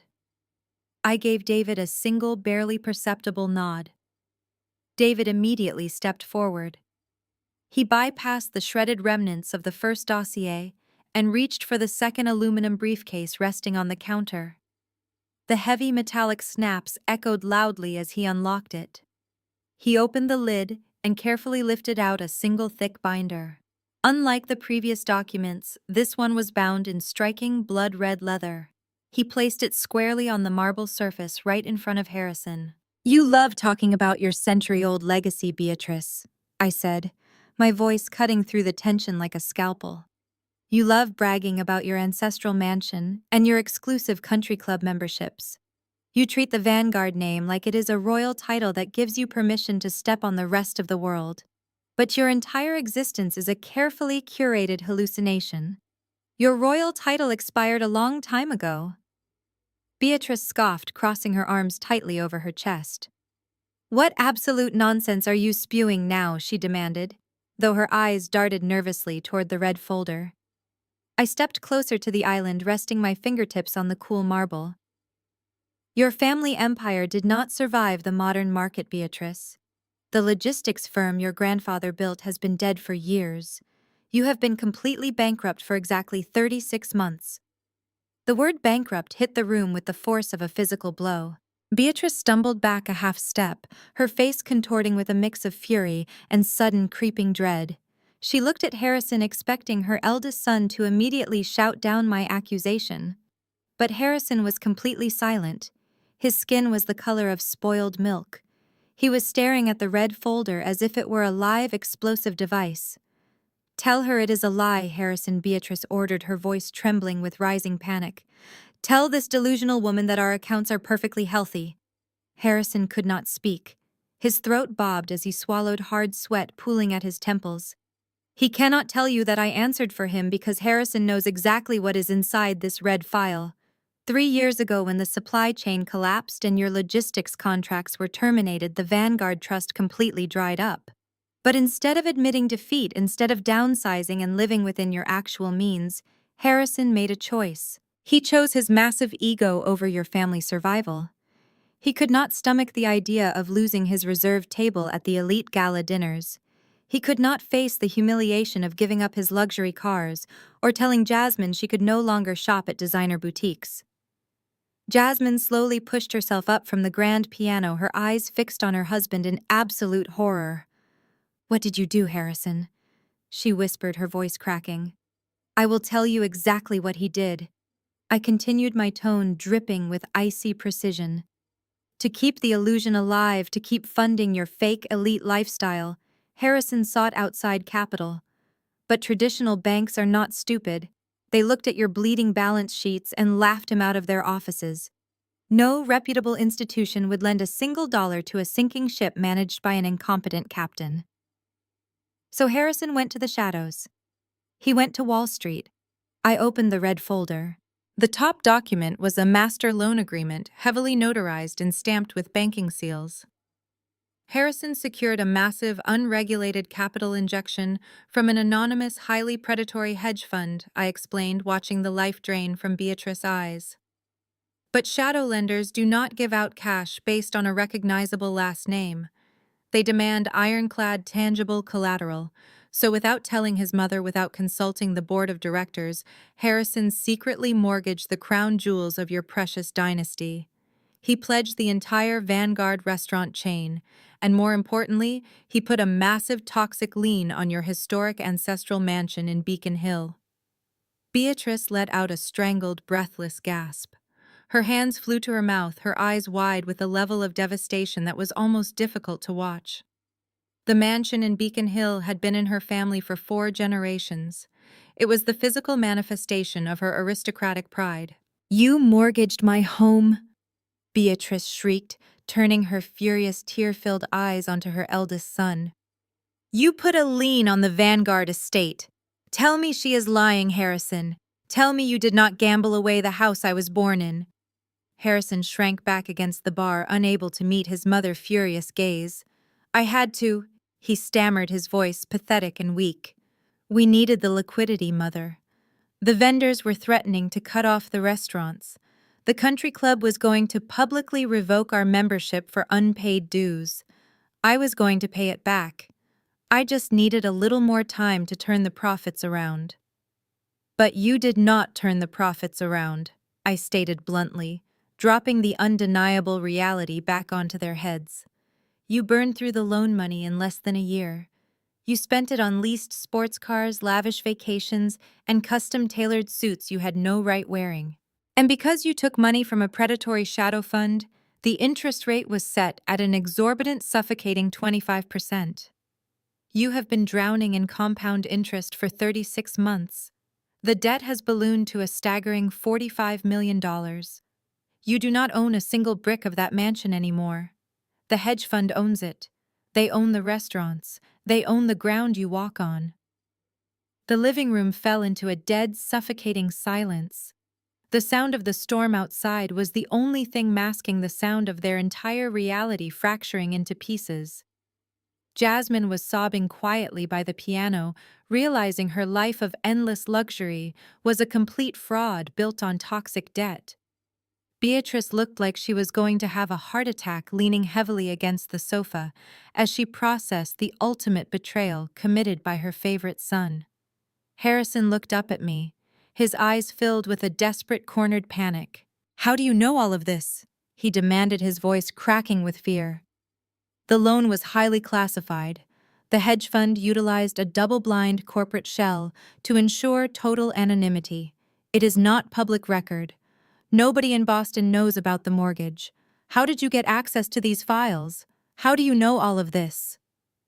Harrison demanded, his voice cracking with fear. "The loan was highly classified. The hedge fund utilized a double-blind corporate shell to ensure total anonymity. It is not public record. Nobody in Boston knows about the mortgage. How did you get access to these files?" I looked at Harrison, allowing a slow, utterly ruthless smile to spread across my face. The kind of smile that made apex predators recognize their own. "I know about the files, Harrison," I said, my voice dropping to a deadly, quiet cadence that commanded the absolute attention of every single person in the room. "I know the exact terms of the loan. I know the brutal 25% interest rate. I know the specific routing numbers used to transfer the $45 million. I know all of this because that anonymous hedge fund on Wall Street is me. I am the shadow creditor. I own your debt. I own your ancestral mansion. I own your entire existence." The air in the living room seemed to instantly vaporize. Beatrice let out a short, suffocated gasp, her hands flying to her chest as if she had just been shot. Harrison staggered backward, hitting the edge of the home bar, his eyes wide with a terror so profound it looked like his soul was leaving his body. "You bought our debt." Beatrice whispered the words, scraping painfully against her throat.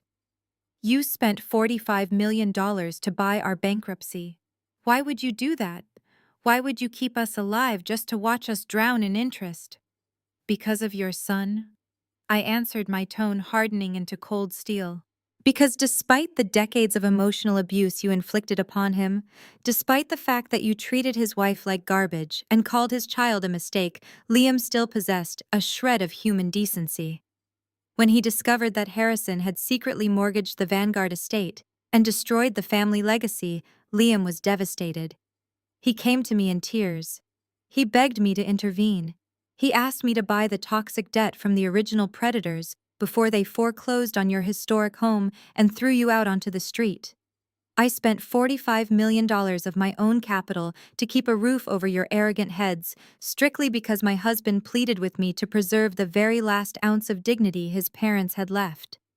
I stepped closer to the marble kitchen island, locking my gaze entirely on Harrison. But Liam made me promise one thing. I continued. He made me promise to keep the hedge fund anonymous. He knew that if you found out your despised daughter-in-law was your absolute financial savior, your massive bloated egos would completely shatter.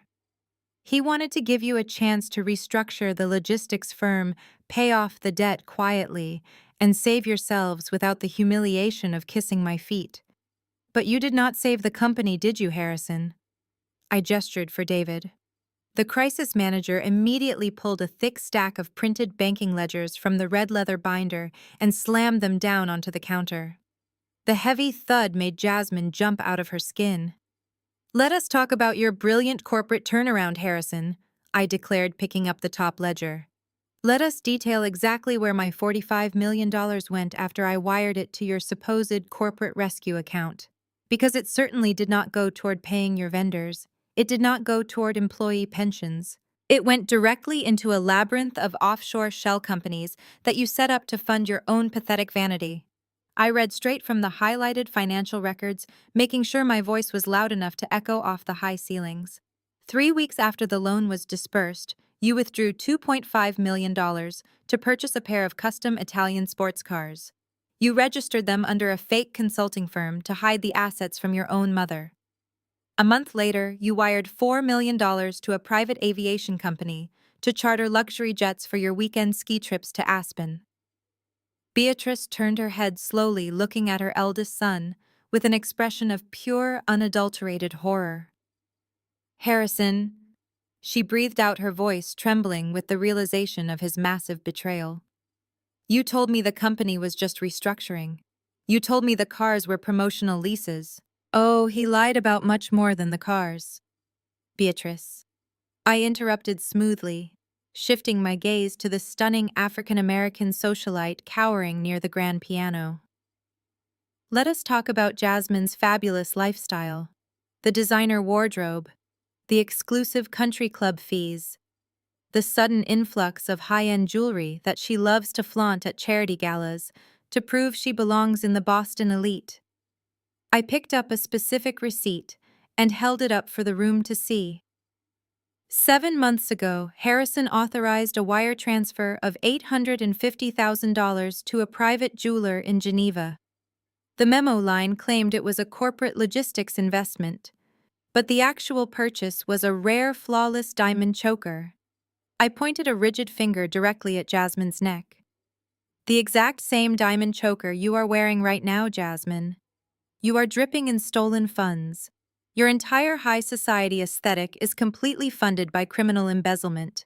You are parading around this city wearing the very debt that is currently destroying your husband's ancestral home." Jasmine gasped, her hands instantly flying up to clutch the heavy diamonds resting against her collarbone. She looked at Harrison, her sharp, calculating eyes filling with a mixture of absolute rage and profound panic. She was a woman who prided herself on being smarter than everyone else in the room. She had married Harrison specifically for the Vanguard wealth and the untouchable social status. Now she was realizing that the wealth was a complete illusion, the status was a radioactive lie, and her husband had effectively turned her into a walking accessory to grand larceny. "You stole from the family trust to buy me jewelry," Jasmine shrieked at Harrison, her voice cracking as her polished facade violently shattered. "You told me the tech division was generating record profits. You told me you were making millions. You mortgaged your mother's house to buy me diamonds. Are you completely insane? Do you have any idea what kind of federal charges we are facing right now?" Harrison pressed his back hard against the home bar, shrinking away from his furious wife and his devastated mother. He looked like a cornered animal. I was going to fix it.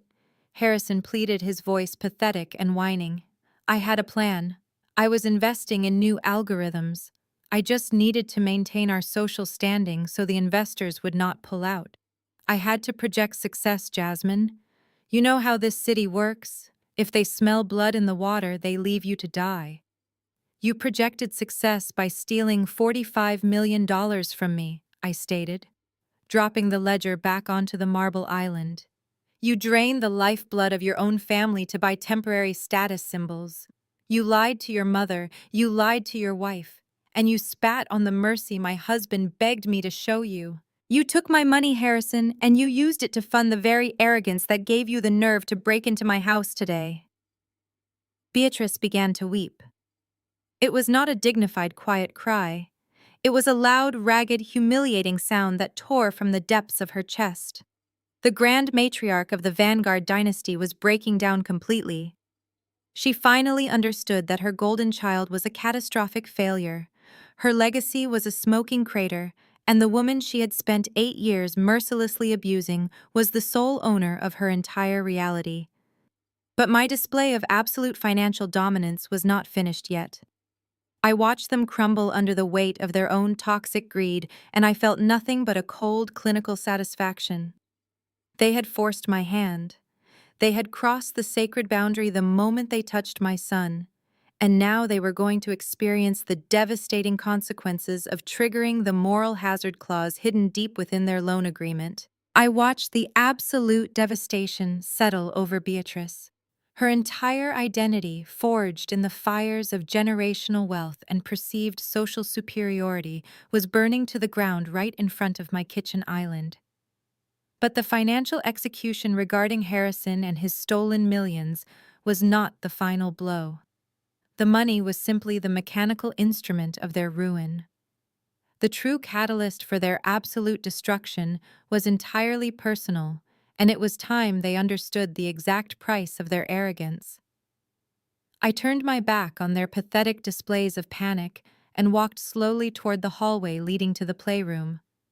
The heavy oak door was slightly ajar. I pushed it open and stepped onto the hardwood floor. Leo was sitting quietly on the plush rug, his animated movie still playing on the large screen. He looked up at me, his small hands clutching the hem of his oversized ruined dress shirt. The angry red welt on his cheek had deepened into a dark, unmistakable bruise. It was a physical brand left by a woman who claimed to care deeply about family legacy and aristocratic honor. "Come here, sweetie," I whispered, my voice completely softening for the first time since we left the pouring rain of the cemetery. I took his small hand in mine and led him out of the safe haven of the playroom. We walked together down the corridor and stepped back into the grand living room. The sudden presence of my 7-year-old son caused an immediate heavy silence to fall over the adults. Harrison stopped his frantic, panicked pacing near the bar. Jasmine froze by the grand piano, her manicured hands still clutching the stolen diamond choker around her neck. Beatrice looked up from the leather sofa, her tear-streaked face twisting with a sudden, inexplicable dread as she locked eyes with my child. The bruise on his face was glaringly obvious under the bright light of the crystal chandelier. I stood directly behind Leo, resting my hands gently but firmly on his small shoulders. I made sure he felt completely safe, completely anchored by my presence, shielding him from the toxic energy radiating from his father's relatives. Then I looked directly at the crumbling matriarch of the Vanguard family. "You thought you were so incredibly powerful this morning, Beatrice," I said, my voice echoing with a cold, terrifying clarity that made the room temperature plummet. "You stood in the freezing rain at my husband's funeral, wrapped in your expensive designer coat, and you looked down at a grieving child. You truly believed that your aristocratic bloodline gave you the divine right to strike my son across the face. You thought there would be absolutely zero consequences because you assumed I was just a helpless, insignificant widow with no resources to fight back." I gestured for David. The towering crisis manager immediately flipped to the final section of the red leather binder. He extracted a single heavy sheet of legal parchment and slid it across the marble counter toward Harrison and Beatrice. I am a very meticulous investor. I continued, my tone sharp and punishing. When I authorized the $45 million capital injection to save your ancestral estate from immediate foreclosure, I did not just hand over a blank check. High-level corporate finance is built on strict behavioral contingencies. I instructed my legal team to embed a highly specific, non-negotiable covenant deep within the master loan agreement. It is a standard moral hazard clause, but I had it customized specifically for your deeply toxic family. Harrison leaned over the counter, his eyes frantically scanning the dense legal text. Jasmine stepped closer, her sharp eyes reading over his shoulder. The clause dictates that the lending party reserves the absolute right to accelerate the maturity of the entire loan, demanding immediate and full repayment of all principal and compounding interest. If any member of the borrowing entity engages in conduct that causes physical, psychological, or reputational harm to the creditor or the creditor's immediate family, I recited from memory, letting the heavy legal jargon sink into their panicking brains. Beatrice gasped, the sound catching painfully in her throat. She looked from the legal document resting on the marble island to the bruised cheek of my son. The remaining color drained completely from her face, leaving her looking like a hollow, terrified ghost. She was finally connecting the dots. She was realizing that her uncontrollable arrogance had just triggered the financial guillotine. "You see, Beatrice?" I stated, my voice dropping to a deadly whisper that commanded the absolute attention of the entire room. I was willing to let Harrison slowly pay off the debt. I was willing to let you live out your days in your historic mansion completely oblivious to the fact that I owned the roof over your head. I was willing to swallow my pride and let you keep your pathetic high society illusion strictly to honor Liam's dying wish. But you breached the contract. You broke the one absolute rule I established. I pointed a rigid finger at Beatrice, my eyes blazing with unyielding, furious authority. This morning at the cemetery, you did not just assault a helpless child. You did not just slap a bastard, as you so cruelly called him. You violently struck the sole heir to the apex venture capital empire.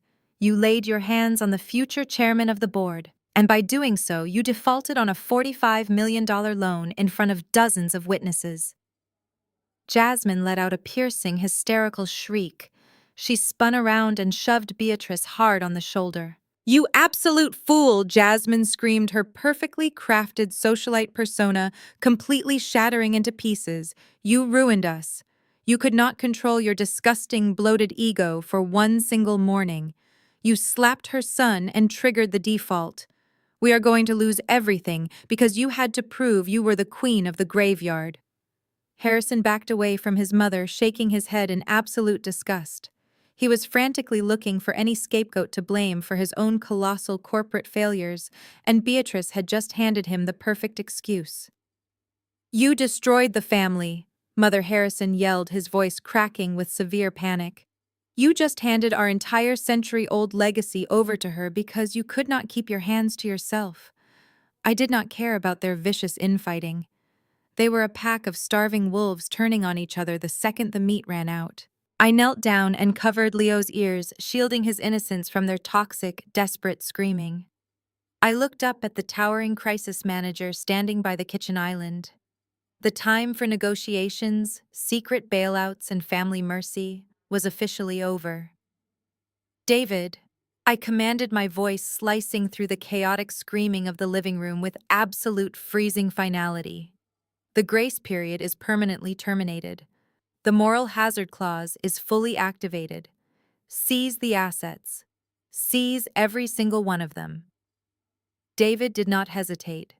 He did not ask for clarification or offer a single moment of hesitation. He simply reached into the inner pocket of his tailored suit jacket and retrieved a highly encrypted smartphone. His thumb tapped the glowing screen exactly once. He did not make a dramatic phone call or shout orders into a radio.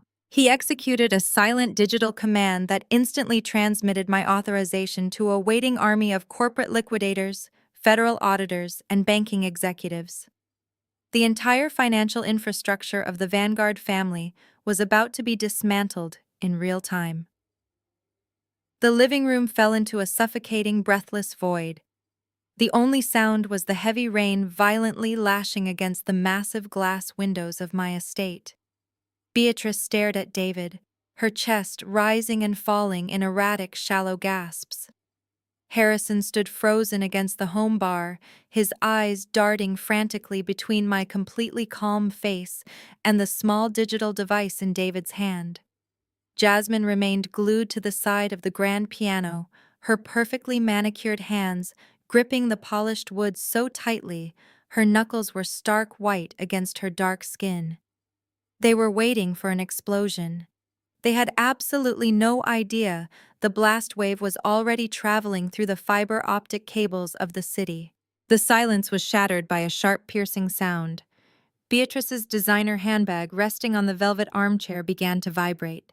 A high-pitched, aristocratic ringtone echoed aggressively through the tense room.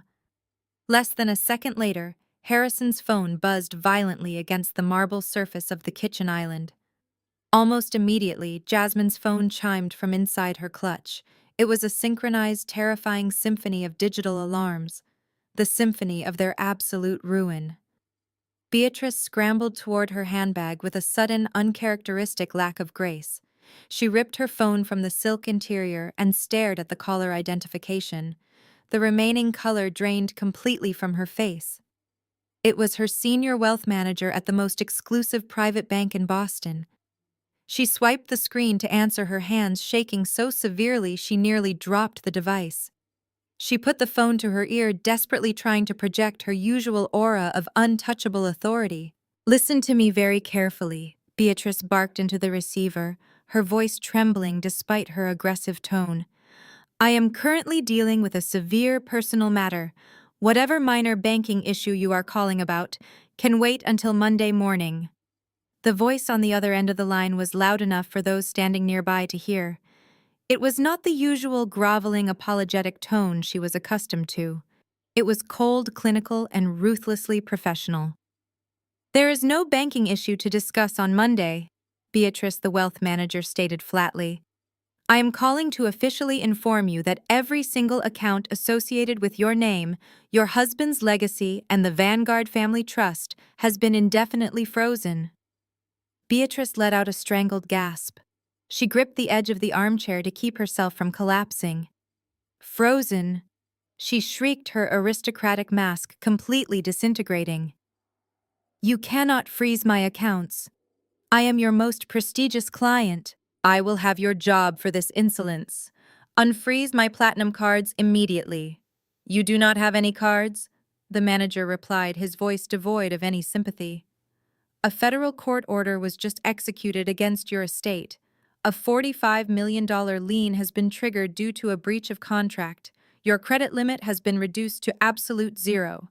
Your checking accounts have been seized to cover the immediate penalties. The plastic in your wallet is completely worthless.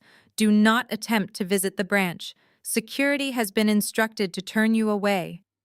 The line went dead. Beatrice stood paralyzed, the phone slowly slipping from her grasp and clattering onto the hardwood floor. Across the room, Harrison was experiencing his own personal nightmare. He had snatched his phone off the marble island and answered the call without checking the screen. It was the regional director of operations for the Vanguard Restaurant Group. The man was practically screaming into the microphone, his panicked voice bleeding clearly into the quiet living room. "Harrison, you need to get down to the flagship location right now."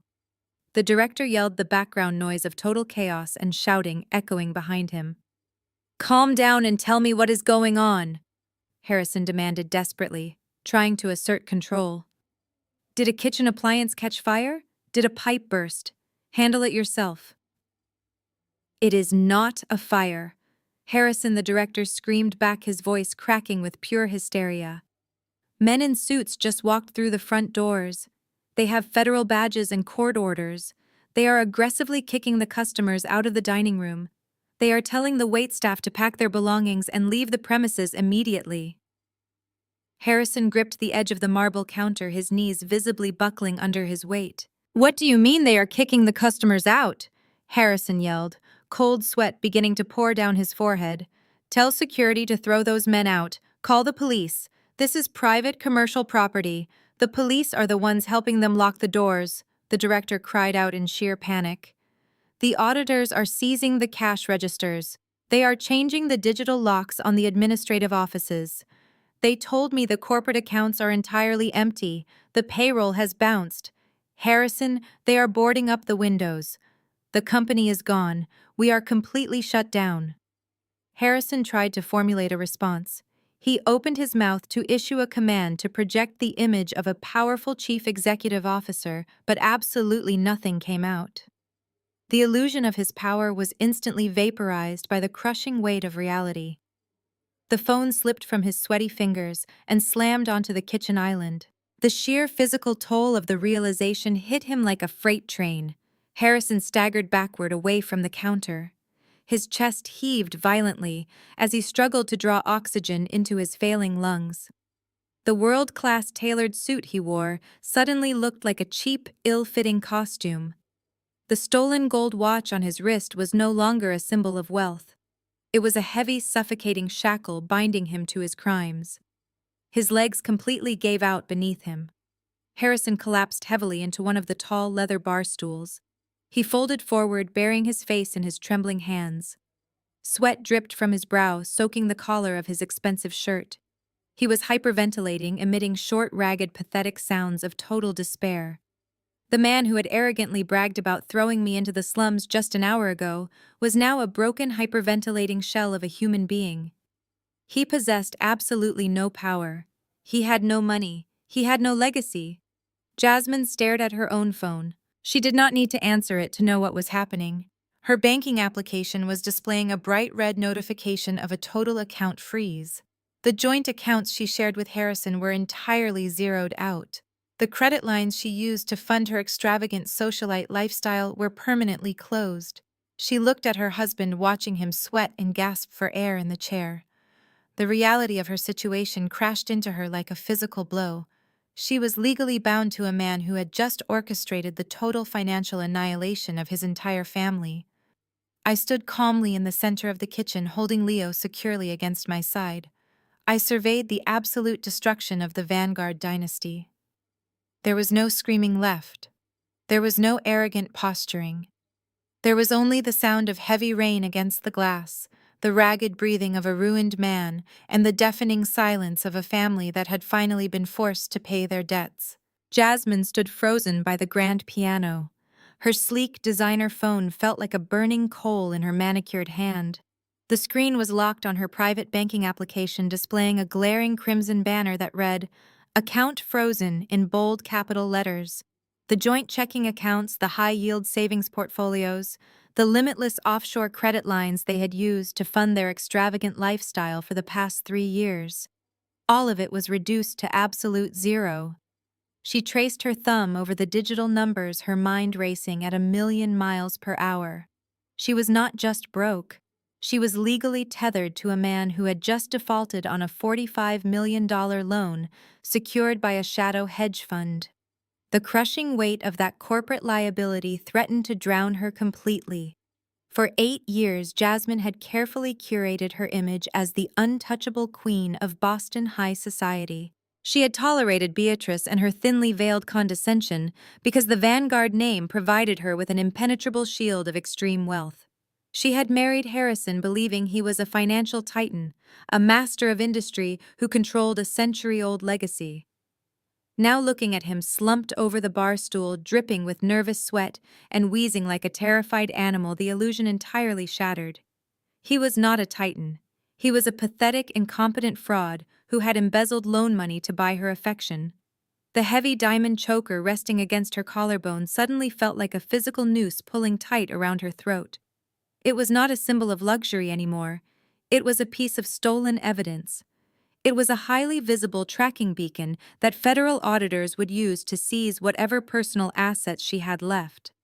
Jasmine reached behind her neck, her fingers fumbling aggressively with the intricate gold clasp. She did not care if she scratched her own skin. She just needed to detach herself from the radioactive fallout of Harrison and his financial crimes. With a violent yank, she ripped the $850,000 necklace from her throat. Next came the massive, flawless diamond engagement ring. She twisted it roughly over her knuckle, ignoring the sharp scrape against her bone. She marched across the living room, her designer heels striking the Brazilian hardwood with lethal intent. Harrison looked up at her through his tear-filled, bloodshot eyes, hoping for a sliver of comfort from his wife. Instead, Jasmine hurled the heavy diamond choker directly at his face. The necklace struck his cheekbone with a sharp smack before clattering loudly onto the marble kitchen island. She threw the engagement ring next the diamond, bouncing off his chest and rolling into the puddle of spilled whiskey on the floor. "You absolutely disgusting, incompetent failure," Jasmine screamed, her voice tearing through the room with a visceral, unhinged fury. "You lied to me for 3 years. You looked me in the eye every single night and told me you were expanding the family empire. You let me walk into charity galas wearing stolen diamonds, funded by a predatory loan you secured to cover up your own catastrophic stupidity. I tied my entire reputation to a man who is going to spend the rest of his pathetic life fighting federal indictment charges.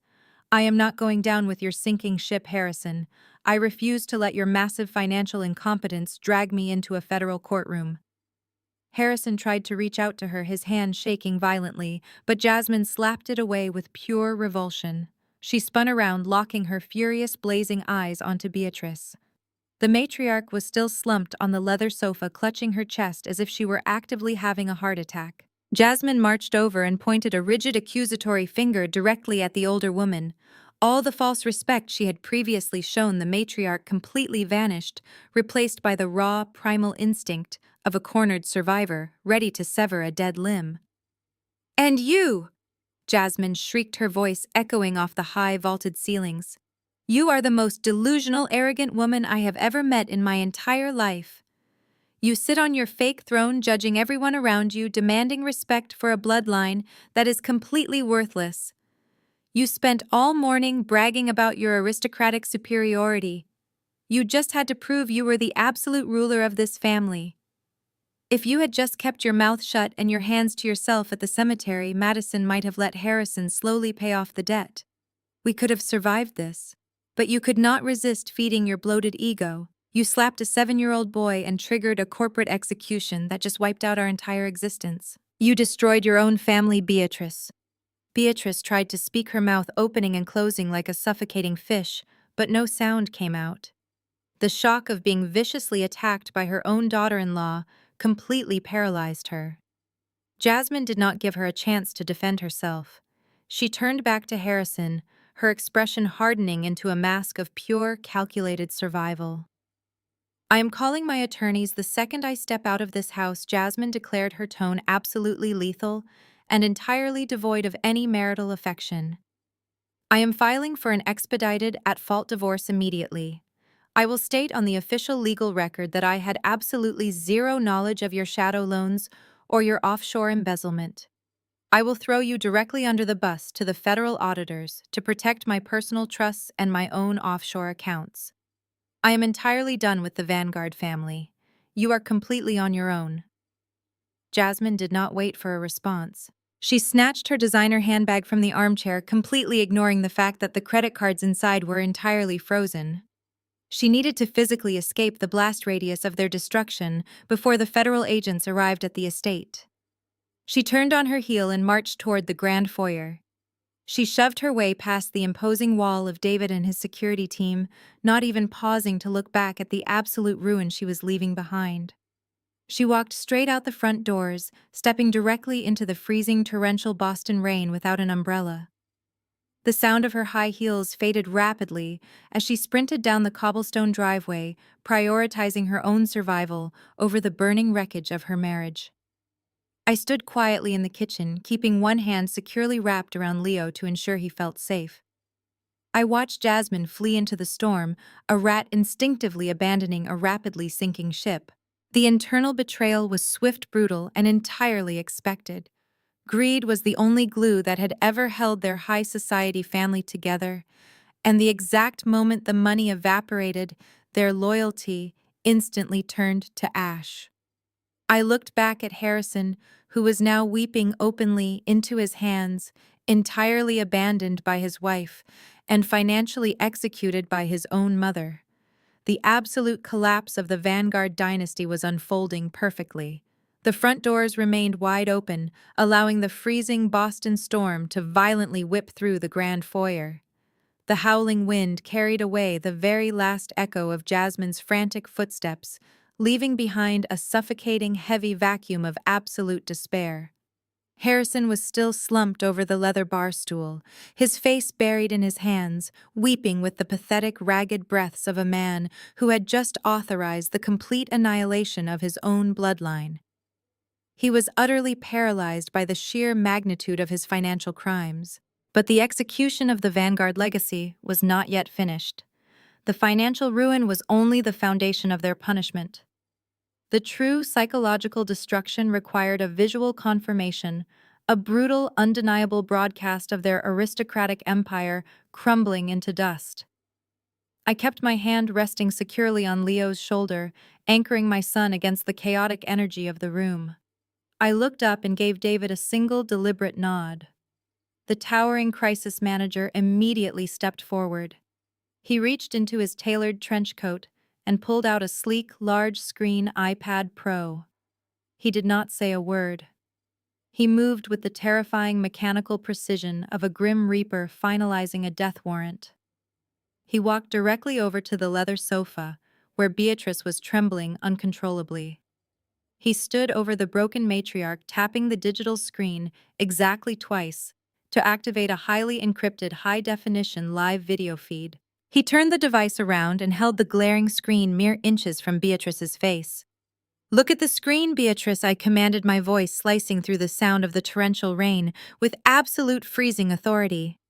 "Look at the direct consequences of your bloated, uncontrollable ego. Look at what your hand achieved when you decided to strike my son." Beatrice squeezed her eyes shut, shaking her head violently from side to side. She did not want to look. She wanted to remain trapped in her delusional reality, where the Vanguard name still held power, where she was still the untouchable queen of Boston high society. But David did not retreat. He held the screen steady, and the flashing, strobing lights reflecting off the glass surface forced her to open her tear-filled eyes. The live drone footage displayed on the tablet was incredibly crisp, streaming directly from the highly exclusive gated streets of Beacon Hill. The camera hovered perfectly over the historic century-old Vanguard ancestral mansion, the crown jewel of their entire dynasty. The massive wrought iron gates, which had stood closed to outsiders for 4 generations, were currently chained open.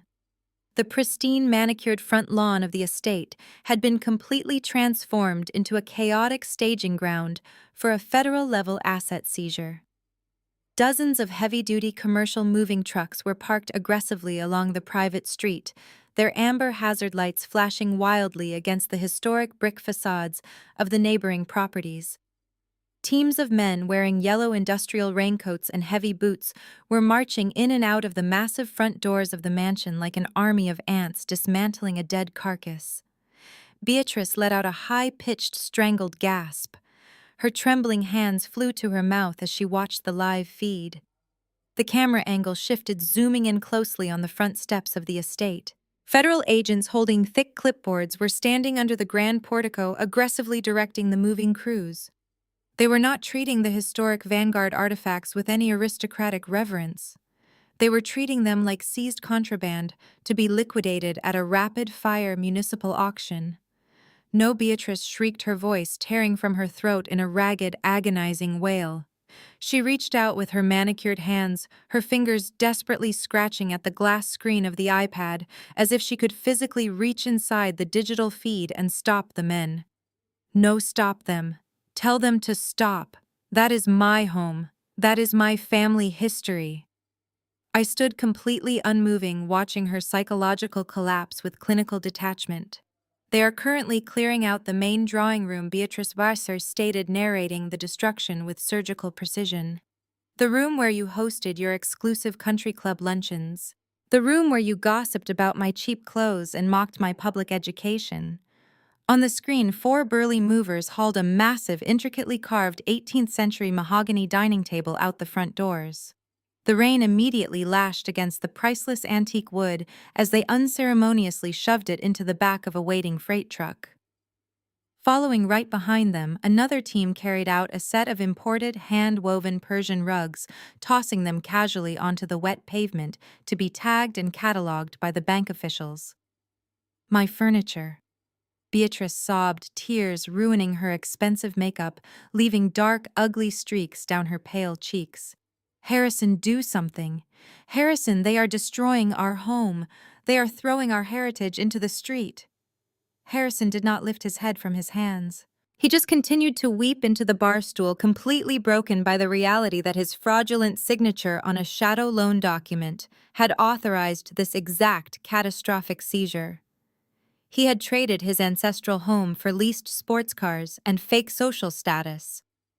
The live feed zoomed in closer. A pair of federal agents walked out onto the rain-soaked lawn, carrying a massive, heavy gold-framed oil painting. It was the grand historical portrait of the original Vanguard family founder, a man Beatrice practically worshipped as a deity. The agents did not bother to wrap the painting in protective plastic.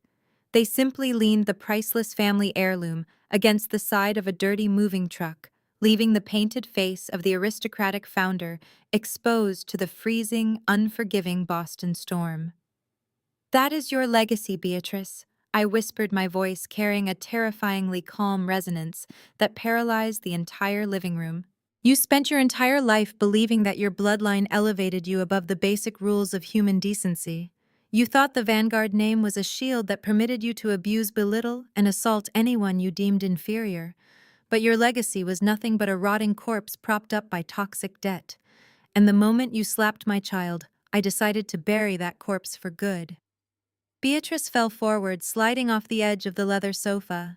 She collapsed onto her knees on the hardwood floor, her designer dress soaking up the spilled whiskey and rainwater. She stared up at the iPad screen, completely unable to tear her eyes away from the absolute eradication of her identity. "The worst part is not the loss of the property." I continued, driving the final psychological nail into her coffin. "The worst part is the audience. Beacon Hill is a very tight-knit, incredibly judgmental community. Your wealthy neighbors are all standing at their windows right now. The senators, the judges, the old money families you so desperately tried to impress. They are watching the moving trucks. They are watching the federal agents seize your grandfather's portraits. They are watching the Vanguard dynasty get publicly evicted like common squatters defaulting on a payday loan." Beatrice let out a raw, guttural scream of pure agony. It was the sound of a woman whose entire soul was being crushed into a fine powder.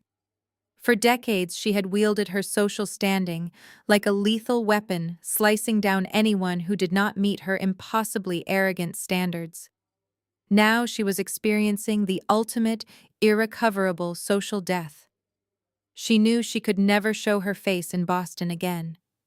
She knew her name was instantly transformed into a cautionary tale of spectacular financial ruin and public humiliation. David held the screen steady for another agonizing minute, forcing her to watch the moving trucks seal their doors shut, locking away the very last physical remnants of her aristocratic delusion. Then, with a single tap of his finger, the screen went pitch black. The live feed was severed, leaving Beatrice staring at her own tear-stained, pathetic reflection in the dark glass. The illusion was officially dead, and the reality of her absolute, irreversible poverty had finally arrived. The digital screen went completely dark, but the horrific image of her ancestral home being gutted was permanently burned into Beatrice's retinas. The heavy, suffocating silence in my living room was suddenly broken by a sound I never thought I would hear from the matriarch of the Vanguard family. It was a low, primal whimper, the sound of a completely broken animal, realizing it was cornered with absolutely no escape. Beatrice did not stand up. The aristocratic pride that had held her spine perfectly straight for decades had completely snapped in half.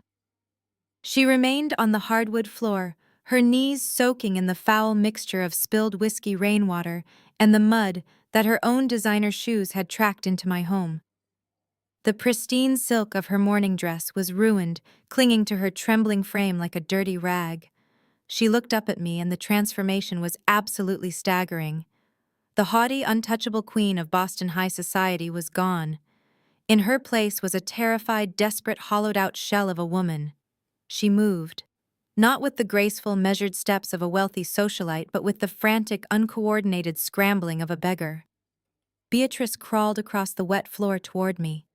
The sound of her palms slapping against the damp wood echoed sharply in the quiet room. She ignored David. She ignored the imposing wall of security agents standing just feet away. Her eyes were locked solely on me, wide and overflowing with a desperate, frantic terror. Before I could take a step back, Beatrice reached me.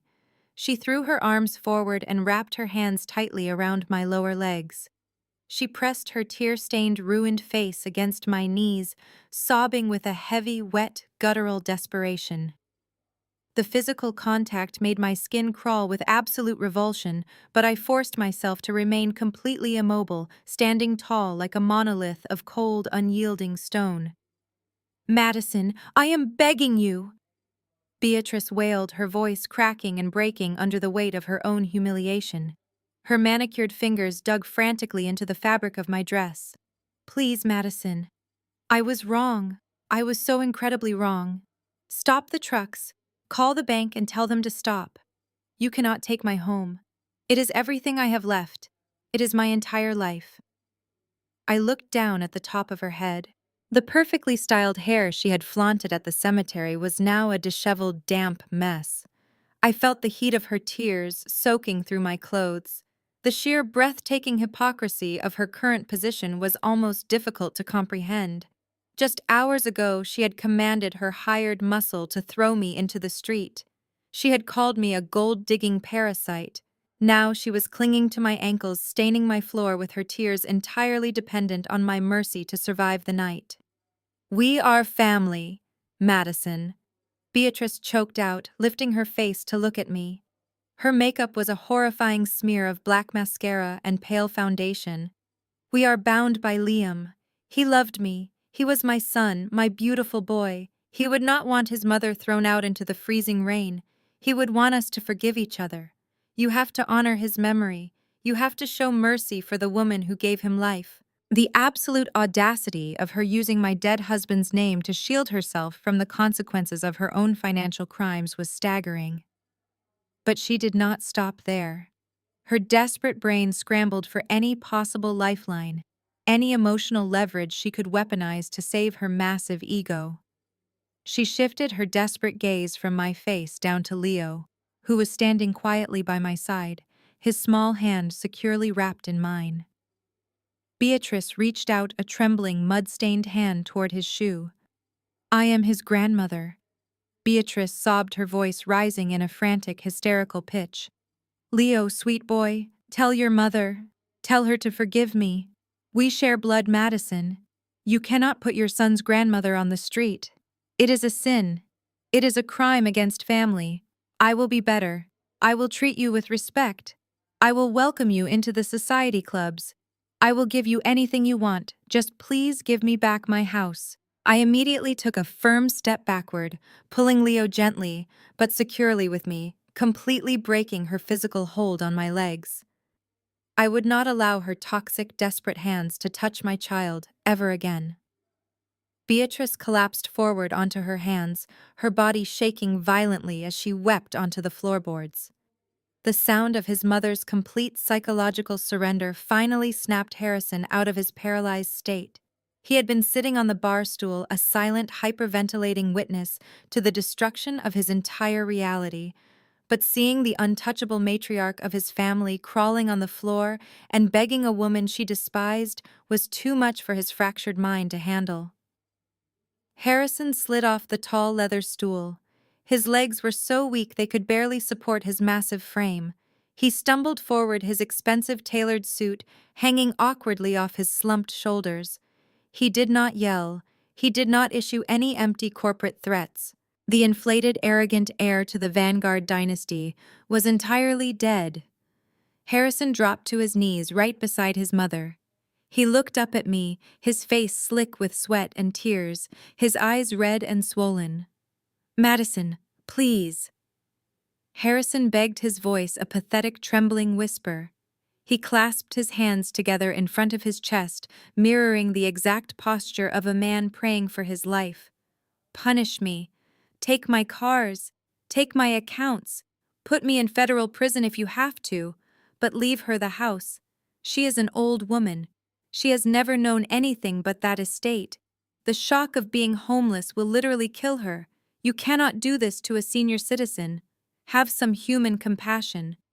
I stared at the two of them. The mother and the golden child. The elite titans of Boston. They were kneeling in a puddle of spilled liquor and rainwater in my kitchen, weeping and pleading for their aristocratic lives. They had completely abandoned every single shred of their precious dignity. The superiority they had wielded like a weapon for decades had instantly evaporated the second their bank accounts hit zero. I looked at Harrison, who was openly sobbing, now his broad shoulders shaking with the sheer terror of his impending reality. Then I looked down at Beatrice, who was still reaching her hands out toward me, desperately waiting for me to show the grace and forgiveness she had actively denied me for 8 long years. They were trying to invoke the sacred bonds of family. They were trying to weaponize my humanity against me. But they had fundamentally miscalculated the situation. They thought they were speaking to a grieving daughter-in-law. They did not realize they were pleading with an apex predator who had already calculated the exact cost of their destruction and had decided it was a price worth paying. I took a deliberate step backward. I put a physical barrier of cold, polished wood and marble between myself and the sobbing remnants of the Vanguard dynasty. I refused to let Beatrice touch the hem of my dress. I refused to let Harrison weaponize my humanity against me. I looked down at the two of them kneeling in the puddle of spilled whiskey and rainwater, and I felt absolutely zero empathy. "Liam is dead," I stated. My voice was completely devoid of emotion, slicing through their pathetic whimpers like a blade. "He was the only thread connecting me to your toxic, decaying bloodline. That thread was severed the moment his heart stopped beating. My only family now is Leo." Beatrice let out a tragic gasp. She reached her hand out again, but David instantly stepped forward.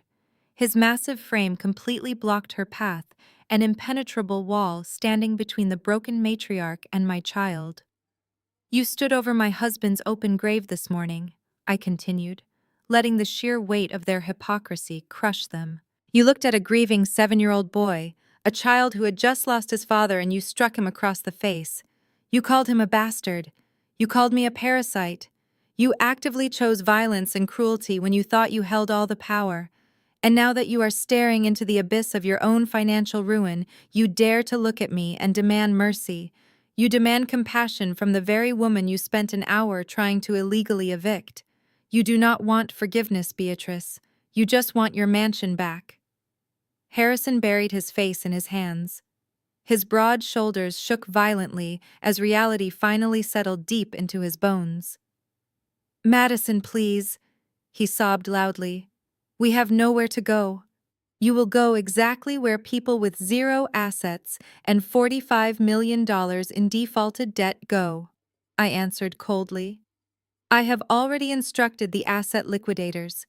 The historic estate in Beacon Hill is currently being boarded up by federal authorities. Your luxury vehicles are being loaded onto flatbed tow trucks. Your bank accounts are locked by the federal courts. By this afternoon, you will be checking into a cheap roadside motel on the absolute outskirts of the city, assuming you can scrape together enough loose change to cover the nightly rate." I turned my attention to the heavy-duty black trash bags that Jasmine had so eagerly brought into my living room earlier. The very bags they had planned to use to throw my belongings into the street. I pointed a rigid finger at the plastic rolls sitting on the expensive rug. "David," I commanded, not taking my eyes off the weeping mother and son. "Hand them the trash bags. They have exactly 5 minutes to gather whatever personal items they brought into my home. Anything else they touch is considered theft, and I will press charges immediately." The security team moved with terrifying efficiency. Two heavily built agents stepped forward, unrolling the thick black plastic bags and dropping them directly onto Harrison's lap. The sharp snapping sound of the plastic breaking the silence made Beatrice violently flinch. "Get up," David ordered. His voice was a low, dangerous rumble that left absolutely no room for negotiation. "You heard the chairman. You have 5 minutes before we physically remove you from the premises." Harrison slowly pushed himself off the wet floor. His expensive tailored suit was ruined, his arrogance completely extinguished. He reached down and grabbed his mother by the arm, hauling her to her feet.